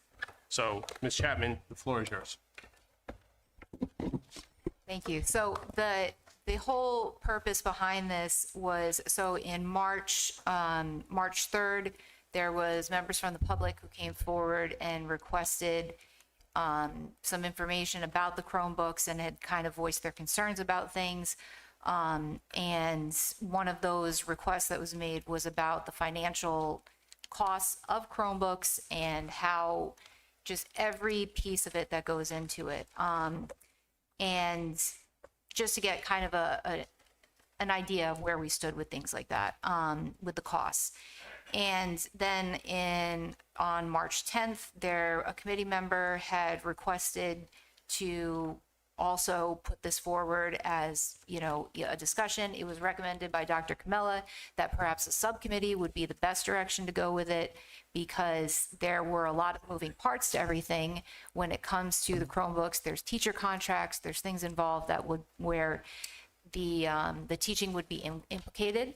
So basically, when I was not at that meeting, but when I watched it, my understanding from it was that there are a lot of implications to it. It was a much heavier lift than what originally, people had originally thought. So, so just kind of based on my own perception of things and having a child who's matriculated through Charahoe at this point, and being that COVID happened when she was in 5th grade, I think that there was a push that happened when COVID came to the US, and everybody had to get laptops and everybody had to go online. And there is now, we're looking at a substantial amount of time later where there's been a lot of parents and educators that are really pushing the brakes on how much tech is being used in classrooms. There's several districts across the United States at this point that have reverted back for the younger grades where, where K through 5 actually have no tech anymore. For their older students, they're doing tech-free days where students are not allowed to look at screens, and neither are teachers. And so they have, kind of been building things into their curriculum to sort of go, to pull back on the amount of technology that's being used for all of the kids. There's been at this point, there's documented medical literature that's come out as well about, kids' attention spans. And there's many families that do not allow their kids to be on screens whatsoever. So that creates a bit of a conflict if you have a child where you do not want them on screens at all because you feel like it's, hurting their attention span or, their mental health or whatever the case is. It's important to a lot of parents and a lot of families that they, maintain that framework at home. So, in an effort to try to collaborate with the parents and what's best for the kids and things like that, I thought that it would be a good idea to, for Charahoe to sort of come up with a subcommittee. And again, there's plenty of schools. Los Angeles School District, they're the second largest district, and they have banned devices for students below 3rd grade. And this is complete bans. It's not, they're not using Chromebooks or screens whatsoever. So, there's many schools, many districts. You can find all this stuff online. It's all there. They're developing subcommittees that are reviewing the ed tech industry and, which things are being presented to school districts and are they really helpful for children? Again, a lot of moving parts, which is why I thought that a subcommittee would be the best direction, because there's a lot of different things that would need to be addressed, and I don't think it's appropriate for the full committee for it to take up the time of a full committee. That was my intention behind it. Thank you. And again, working in tandem with the administration on these things, not, as a singular group or anything. Understood. So, interestingly, back when we deployed our one-to-one program, 2016. Oof. So it was challenged then, and probably rightfully so, because it was a big expense, and a lot has happened. It was very beneficial in COVID. Deploying a remote learning environment without having all those physical assets in place would have been impossible.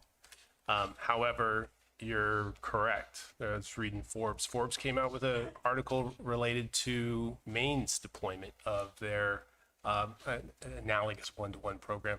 And they actually started commenting on the cognitive ability of students, and the argument, and this is from Forbes, so I have to take it for what it's worth, was that it wasn't beneficial. It wasn't improving or enhancing the cognitive ability of the students. So the idea of developing a subcommittee where we take a look at how our investment is truly benefiting the students is very intriguing to me. So I'll tell you straight up though, I'm very concerned because from the standpoint of how we will integrate this into what work the district does in compliance with mandates from the state and also with our own programs, and how and what the subcommittee's output, the functional output of the committee will be. And that's really just kind of where my head's at on it. Open this up to the committee. I'd love to hear your opinions and let's keep it going. I'm going to go with Ms. Lyle and Ms. Hopkins. So, Chairman, are you thinking that this, because I'm a little concerned that it's a standing subcommittee. I don't know whether or not we need it like ongoing for some of the subcommittees that we do have, but would it be very narrow? If you're thinking maybe our responsibility would be a very narrow kind of, like you mentioned fiscal responsibility. I mean, because when you get into education and, you want to be able to have the people, the teachers, administration, students input. I mean, I don't know. I guess I'm trying to wrap my head around what it's going to look like. Like, is it going to be just school committee members, or is it going to be more of a embrace a lot of different perspectives and voices, I guess? I think that's a very valid concern. Okay. I'm going to ask Ms. Chapman if you wouldn't mind commenting from your perspective, since this is your initiative, and then I think we should then talk a little bit about, guardrails. Yeah, guardrails. Yeah. So the way that I envision it is that Dr. Camilla would have a substantial amount of input on this, and there would be teacher involvement as well.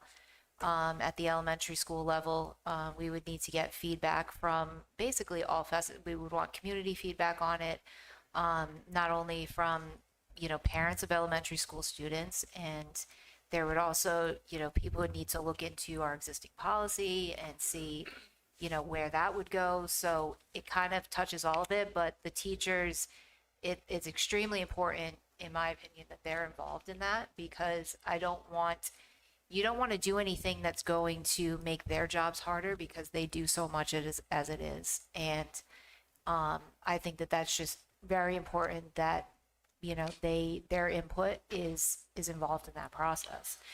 What the number is, I don't know. I don't know how many, or, that's kind of something that I would really defer to Dr. Camilla on, as far as what he would think. Okay, which teachers would you want multiple grade levels to, one from each grade? Would you want input from, you would also need special educators to kind of share their input on things too. But again, it's not a one size fits all type thing, right, which is kind of the purpose of the subcommittee, to sort of, work through all this stuff. Understood. So I have Ms. Hopkins, Ms. Reynolds, and then Ms. Purcell. And did you have a comment? Well, I just wanted to be clear, because if we would need stipends for teachers to be involved, because there should be after hours. So typically when we do like curriculum and review, any kind of committee that the teachers are on, we would have to put stipends together, so that, and then there's a posting so that they would apply to be able to do those things. That typically is what happened. We didn't budget for a stipend for any of this, but which means that if we ask school improvement teams to give input, like we do, like say for policies, it would only be those school improvement team members. So we would just need some, like Dr. Camilla runs a lot of committees, so I just want to, not that I don't love him, and he does a lot of work, but let's just say there's a lot on the plates, and we have very small teams. So my thinking too is we would need to know if it's that level of involvement, then there definitely should be a budgetary expense tied to it, because the teachers that need to be involved would have to be doing this after hours. And this is, it sounds like, for example, like in LA, I know the state assessment requirement is different. Like we have to have kids on computers by second grade, because they have to be able to take the assessment in grade 3. So right now, I think it could be, it's definitely something we always talk about, the balance of screens. I know we do No Tech Tuesdays and things like that as well. So it may actually behoove us to have a conversation with the admins. Like I have summer advance next week, because I'm maybe a meeting with you, myself, Dr. Camilla, and some of the elementary admins to start, because I think I need to understand the intended outcome, and so that we all understand sort of the logistics. Yeah, that's fair. I think tonight's discussion is intended to kind of chew on this. So in August, we have a little bit more of a. So Polly, I've got you next. Okay.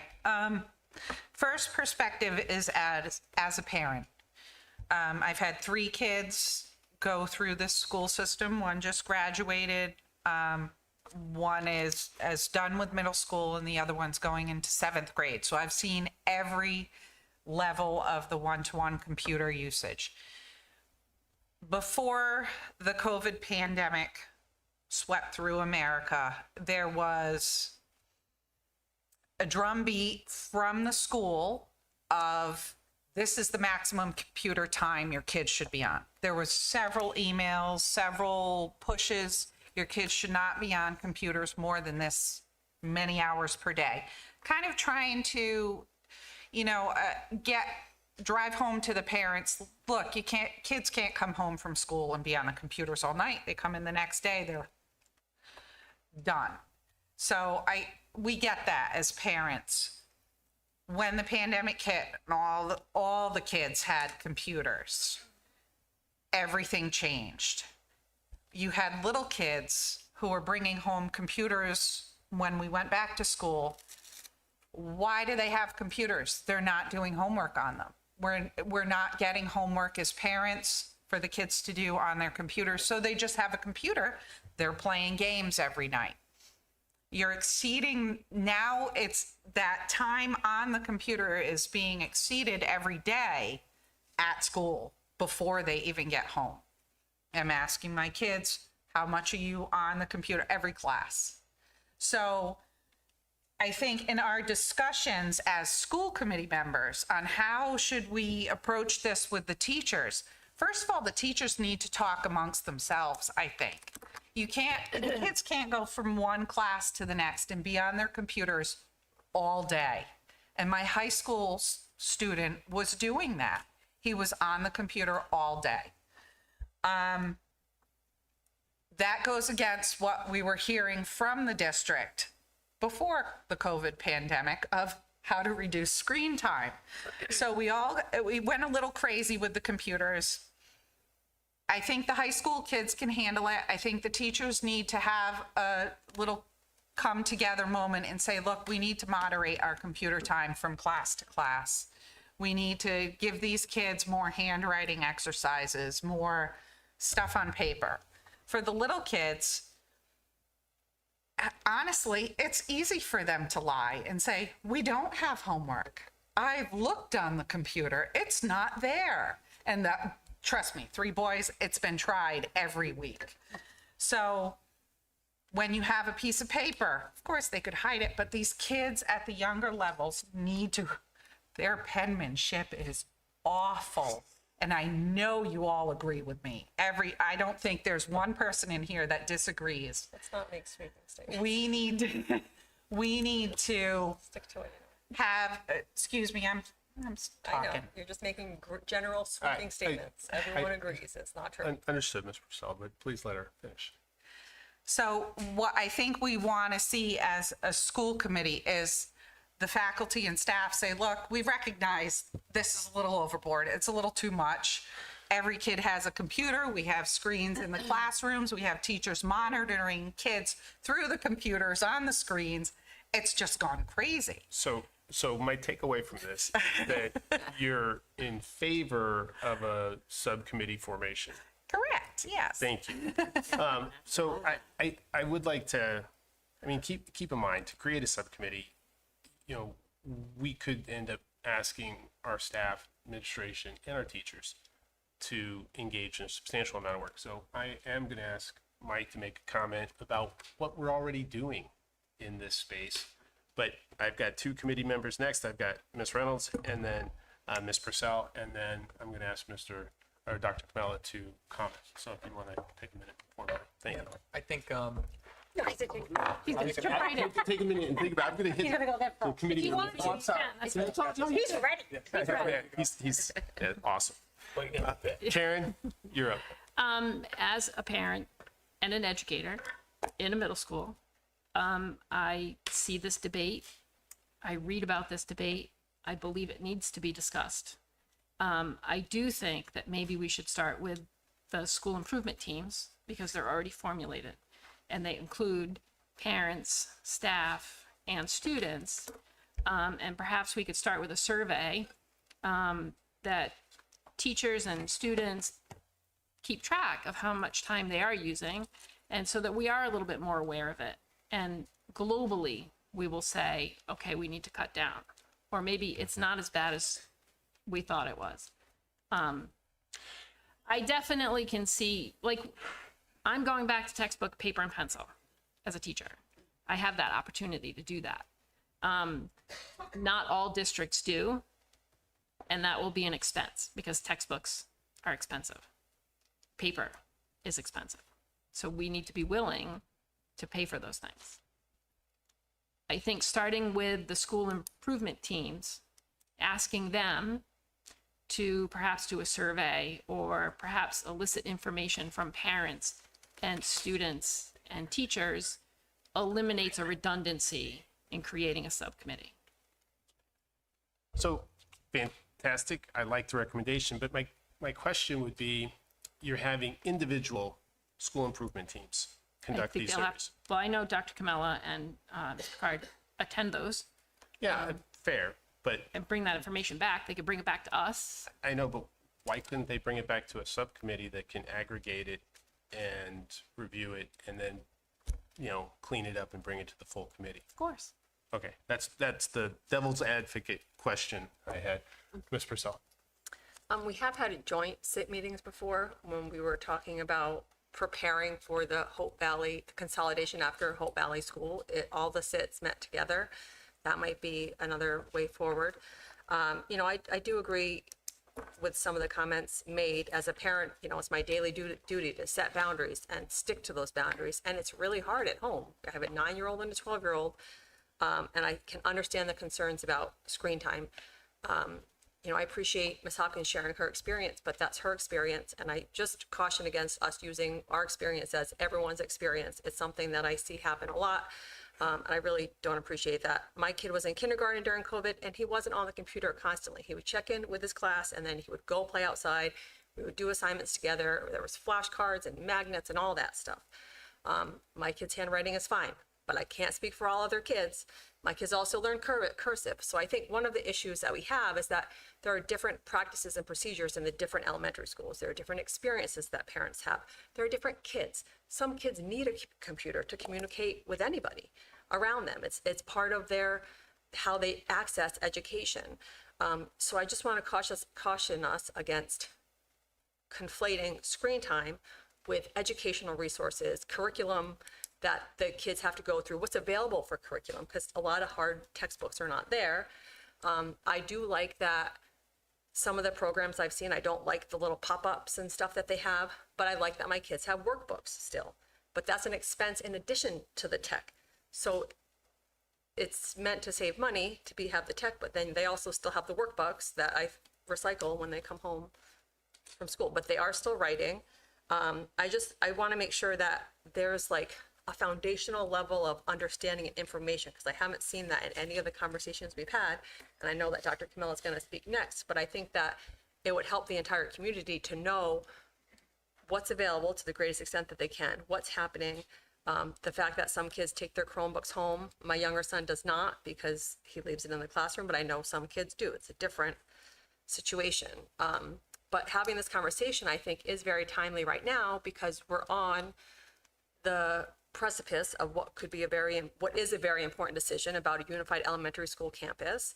And that environment would help us to maintain consistent procedures and practices across the elementary schools and not have one school be in a certain way, and it would ensure electrical outlets for when they're needed. And I could, envision in the pre-K through 1 school, screen-free. There might be a smart board, but other than that, pre-K, K, and 1, they're learning how to read, they're learning how to play, they're learning how to interact.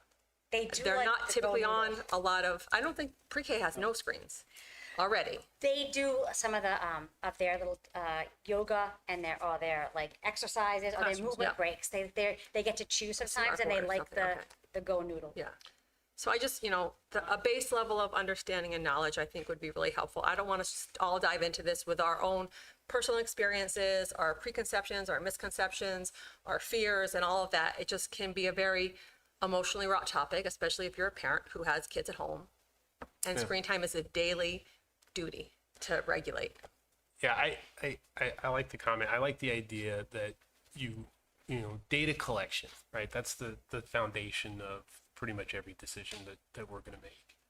I appreciate those. Thank you. Yes, it's your turn, sir. I will take a minute. Yeah, no, you take as much time as you want. And specifically, what I'd like to hear and what the committee would like to hear is, the approach the district currently takes with respect to computer deployment in focusing on elementary, but you can comment on middle and high, as well as where that direction comes from, because I know that there's likely guidance or implementation rules from Ryan. So, floor is yours. Yeah, I think so. A lot of the resources we use, and I'll speak first to like our elementary schools, right? So I'll focus K to 4 with 5 being in our middle school right now. So when we think about like our early grades in pre-K, I mean, there's almost no tech that they're using. It's a lot of play. It's a lot of instruction through that. That's a typical pre-K curriculum, for example. And then kindergarten and beyond. So I think about assessments, as Chair Callahan just mentioned. A lot of our resources at the early grades are used to gather assessment data on our students, which we utilize, our teachers utilize when they're doing lesson planning. We utilize when we progress monitor our school improvement plans. And so a lot of that data is taken on that. Some of our reading data is not used for gathered through tech at all. It's gathered in one-to-one assessments with students, and that happens in K to 1. We do utilize assessment online in grades 2, 3, and 4 for math and for reading. So students will be on their devices there.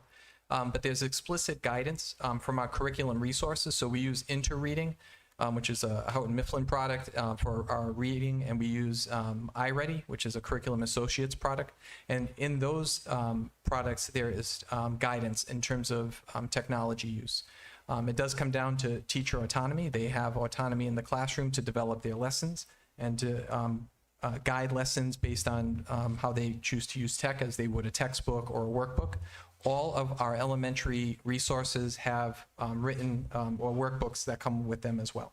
So you should hopefully see students come home with their workbooks, whether it's InterReading, whether it's readers, or whether it's their math books, on top of if the schools choose to send home tech. And I believe right now it's only Charlestown maybe sending home. By the end of the year, I think, or Charlestown, Emory, I don't believe they send it home, but I do think sometimes the kids will ask because they have to charge them. Yes. And in addition, The elementary schools, there's no reason for an elementary school student to take home a Chromebook. Oftentimes, they will ask the teacher, and if the parent lets it, they let it go home. But if a parent doesn't want it to go home and they don't have to, there's no reason why our elementary students have to have it. But again, I know that our sometimes the charging is an issue because, even though they may not use it, if like if you don't use your phone, you still have to charge it because it's still draining.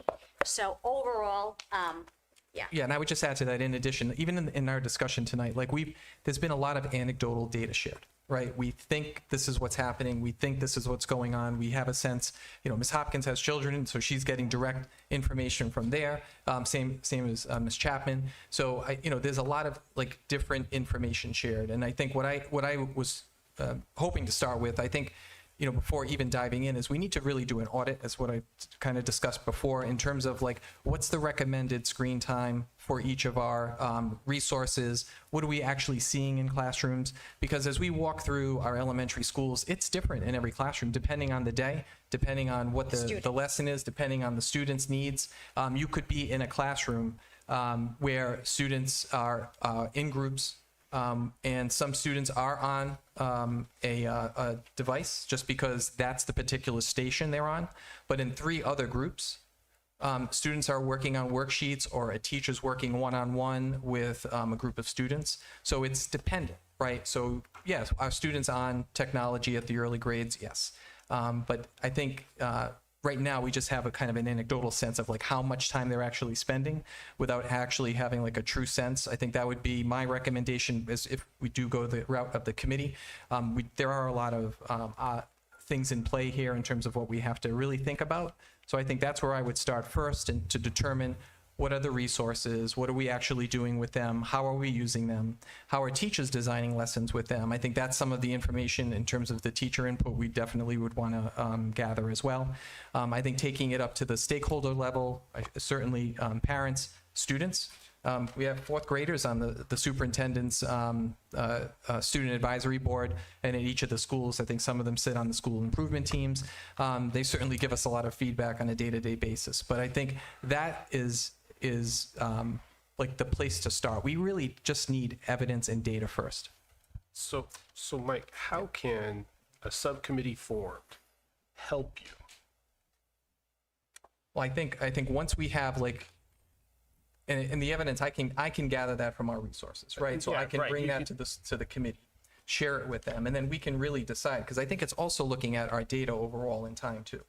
Like looking at our assessment results, what's the impact since we've been a one-to-one district, so going back to 2016, knowing that our assessments have changed three times since 2016, so they're not comparable, unfortunately, but at least we have some data to fall back on.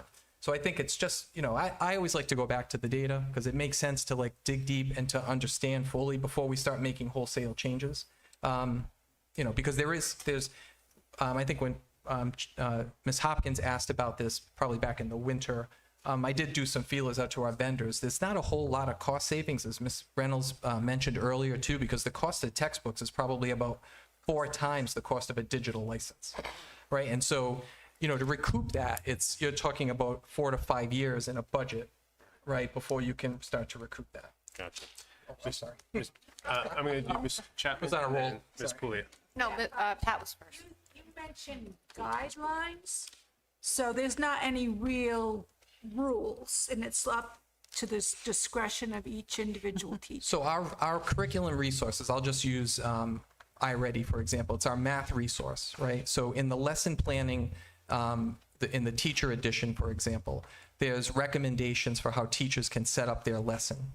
There's guidelines for students come in, there's a problem that they work on, and then there's opportunities. A lot of the lessons in the math in iReady are really around discourse, so that students are really communicating with one another as they're solving problems. So they really lean on that, teacher instruction, and then students are working, right? The device is used primarily in that result it could be the textbook where students are following along. There are slide decks, for example, that are pre-made for teachers to utilize as well in both Interreading and in iReady. In addition to that, each program has the workbook. So really the teachers are designing the lessons, and they really have autonomy in terms of how much screen time is used compared to how much you're using the workbook. And so that's really what it is. And sometimes, I think in, we have access to Google Classroom, for example, too, where students, particularly in the older grades, would submit assignments. In the old, I did say the old days, that's the equivalent of putting your assignment in a basket, but now you're collecting it, digitally. Thank you. Ms. Chapman. Thank you for that, Dr. Camilla. So I guess, to your point, the subcommittee would kind of, be like an interim between the committee and what you're able to present to us.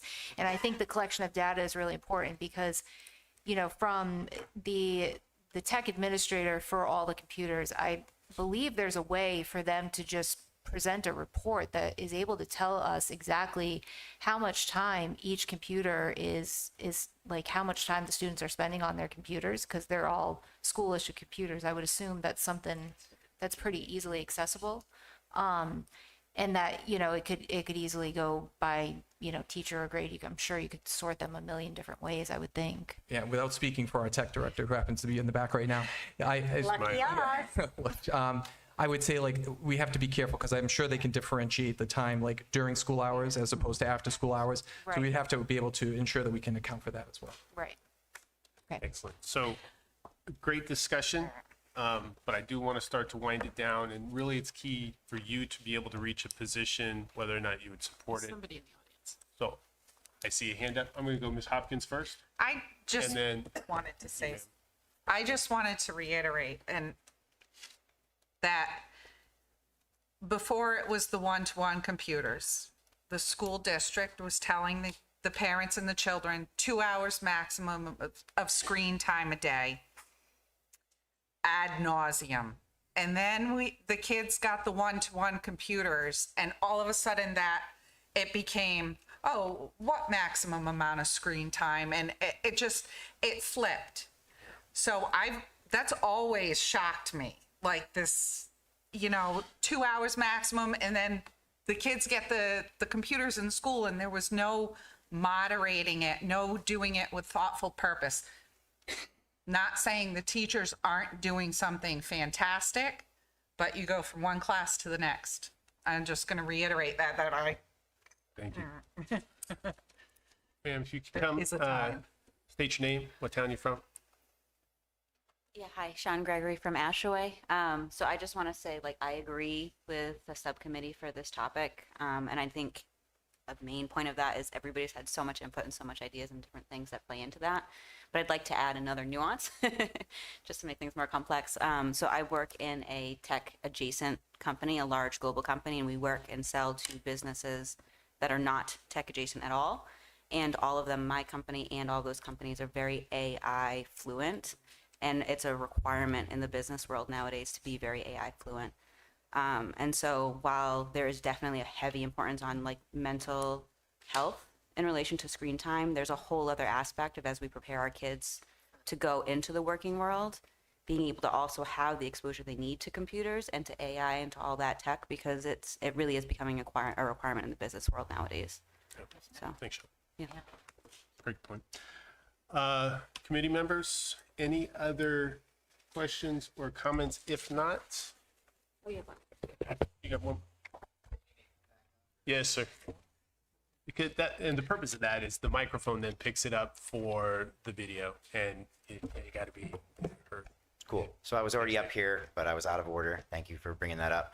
I just wanted to express that I feel it is important that we have a subcommittee for this matter, because sitting here in the audience, all I've heard is conflicting experiences and anecdotal data and a Forbes article that I read as well, which I'm no expert. I don't have an opinion on whether or not there should be computers in an elementary school, but it sounds like none of you do either. So I think it's a perfect opportunity to start a subcommittee.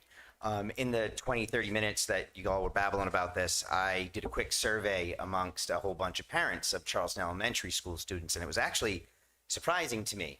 It was 100% unanimous, more anecdotal data, 100% unanimous that Charleston Elementary School, the 10 I just surveyed, don't want computers in the elementary school. So I think rather than your own experiences and whatever data and fourth graders giving you input, maybe you should talk to parents of Charlestown Elementary School students, because I was lucky enough to not have a Rona baby. We didn't experience coronavirus in the school system. We were very lucky. My kid was born and didn't enter school till a couple years ago. And we stick to what the pediatricians tell us, which is 2 hours maximum of screen time. Now, my experience through the PTO at volunteering at Charleston Elementary Schools, I've now learned he already gets more than that in school. I was volunteering at a Scholastic Book Fair in the elementary school. I did a whole bunch of different classes in there, helping kids add up their amount that they could afford. And when they were done with their purchasing, they were allowed to go sit in the reading corner on beanbags and stuff.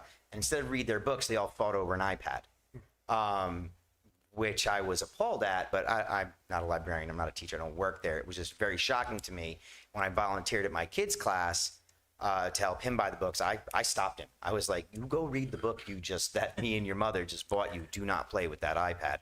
And we would also be parents where if he did have a computer, we would not allow it to come home. So I also have a letter from another parent she'd like me to read, but I advised her to send it to a committee member. Is that good enough? That's good enough, sir. Okay, excellent. Thank you for your time. You're welcome. And, just a comment on part of the purpose of Ms. Chapman's recommendation, which clearly you're in favor of, is to gain parental input. And that is also the key point, I don't want to say key point, but main point of Ms. Reynolds' comments about the SIT teams. Those are avenues for us to gain that parental input. So fantastic discussion, committee. Appreciate you all. Mr. Luzon?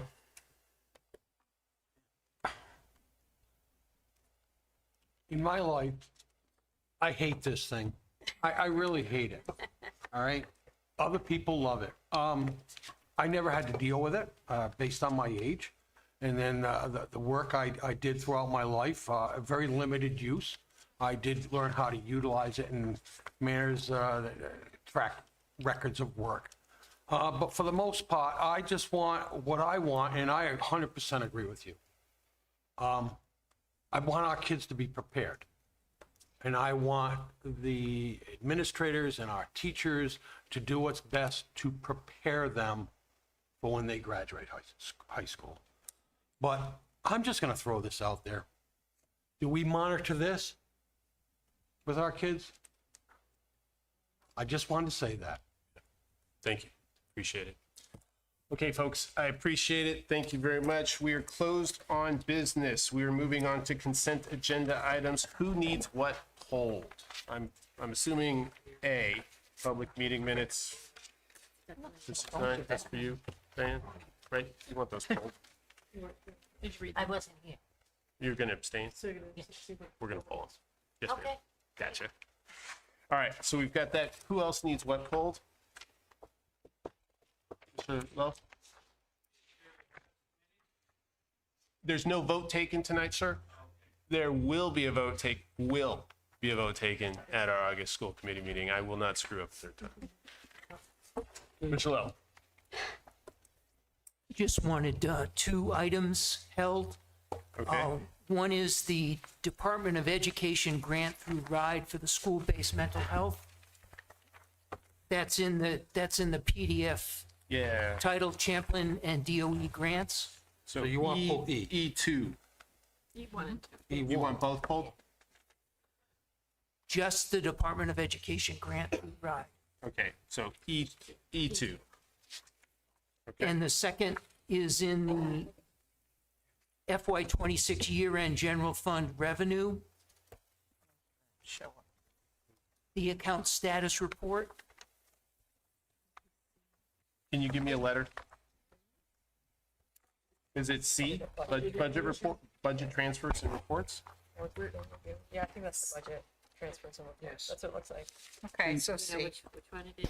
No, which- I don't know which A, B, C, D, E. I can give you the title. It's titled the FY26 year-end general fund revenue .pdf. Yeah, okay, it's letter C, we got you. Got it. So we've got A pulled, C pulled, and E2 pulled. Any others? I see no hands. So, seeing Mr. there's Ruzzo. none, Chair, I make a motion to move the remainder, but before I do, I would like to acknowledge H, donations. The Charo School Committee offers sincere gratitude for the following donations to the Charahoe FBLA, Future Business Leaders of America, Student Activities Fund, the sum of $1,800 from Lickety Splits Ice Cream of Wyoming, Rhode Island, and the sum of $400 from BizNext, Rhode Island of Carolina, Rhode Island. Thank you, sir. Second. Do we have a second? Second. Thank you. We have a motion and a second to approve the consent items. Those in favor of approval? That is a unanimous vote. Chair, to speed this up, I would like to make a motion of A minutes, public session minutes of Charo School Committee regular meeting on June 9th, 2026. Second. All right, motion and a second. Since it was pulled, any discussion? I don't think so, but Sorry, Ms. Purcell? can I just confirm that we're voting on the revised draft? Okay. That's Result correct. provided It's the tonight. Thank revised you. draft. Yes, ma'am. Motion and a second. We good with discussion? All right, those in favor? All right, those opposed? Those abstaining? Yes, ma'am. We have two. Ms. Pugliese. Thank you. Chair, make a motion to approve C, budget transfers and reports. Second. Second. Awesome. Motion and a second. This is open for discussion. Mr. Lowe?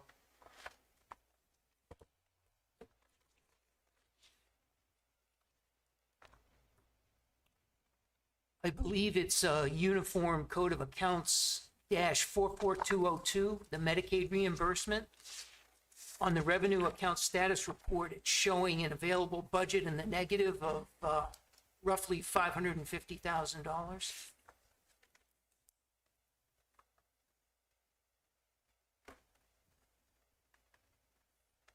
wondering, we had discussed at one of the early school committee meetings that I participated in, when I was a new school committee member, that we received certain grants and monies, colors of money, that allow us to offer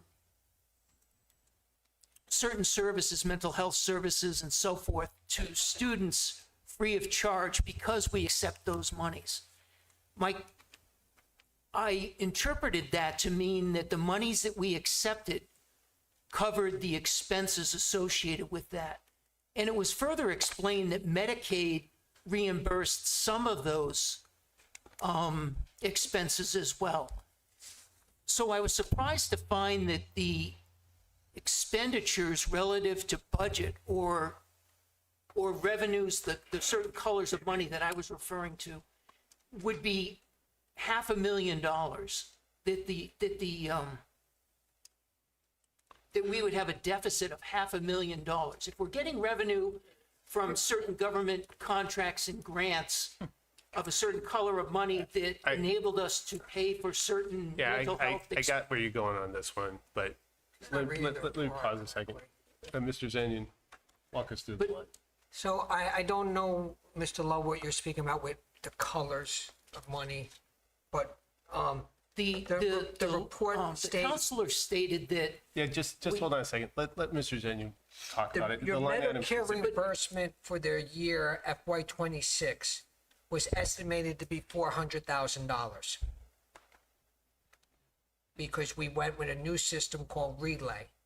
Relay, when we worked with this company, they taught us new ways to get reimbursed for Medicare.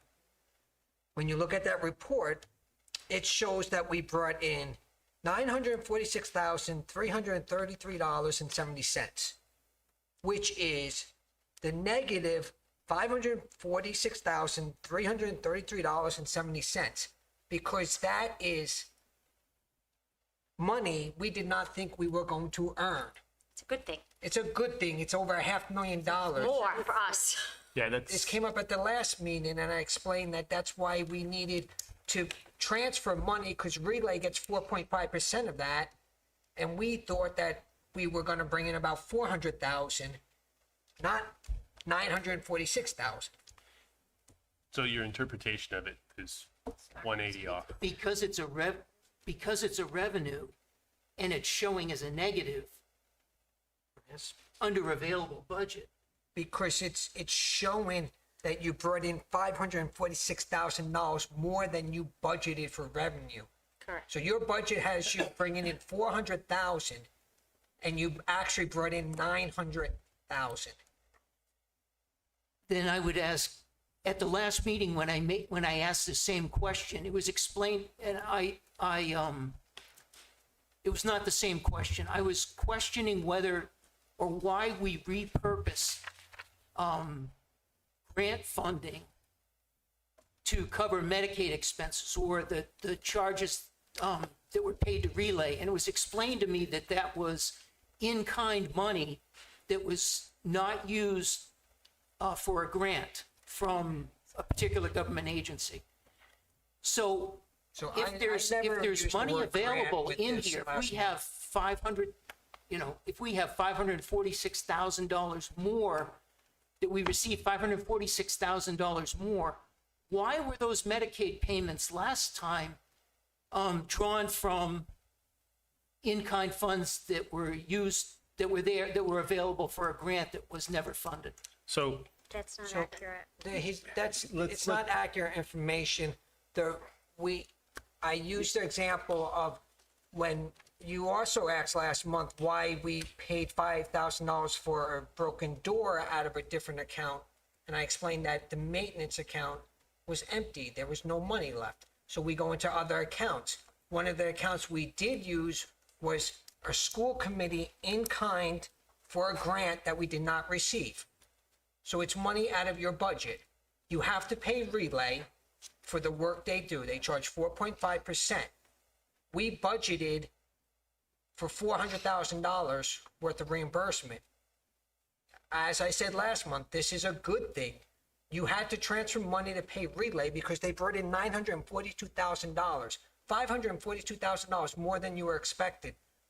If that is a bad thing, I don't know how to I don't respond. think the question's on that. So, Ed, I would recommend just sitting down offline with Mr. Zenyan to walk through it specifically and see if that doesn't resolve the conflict for you.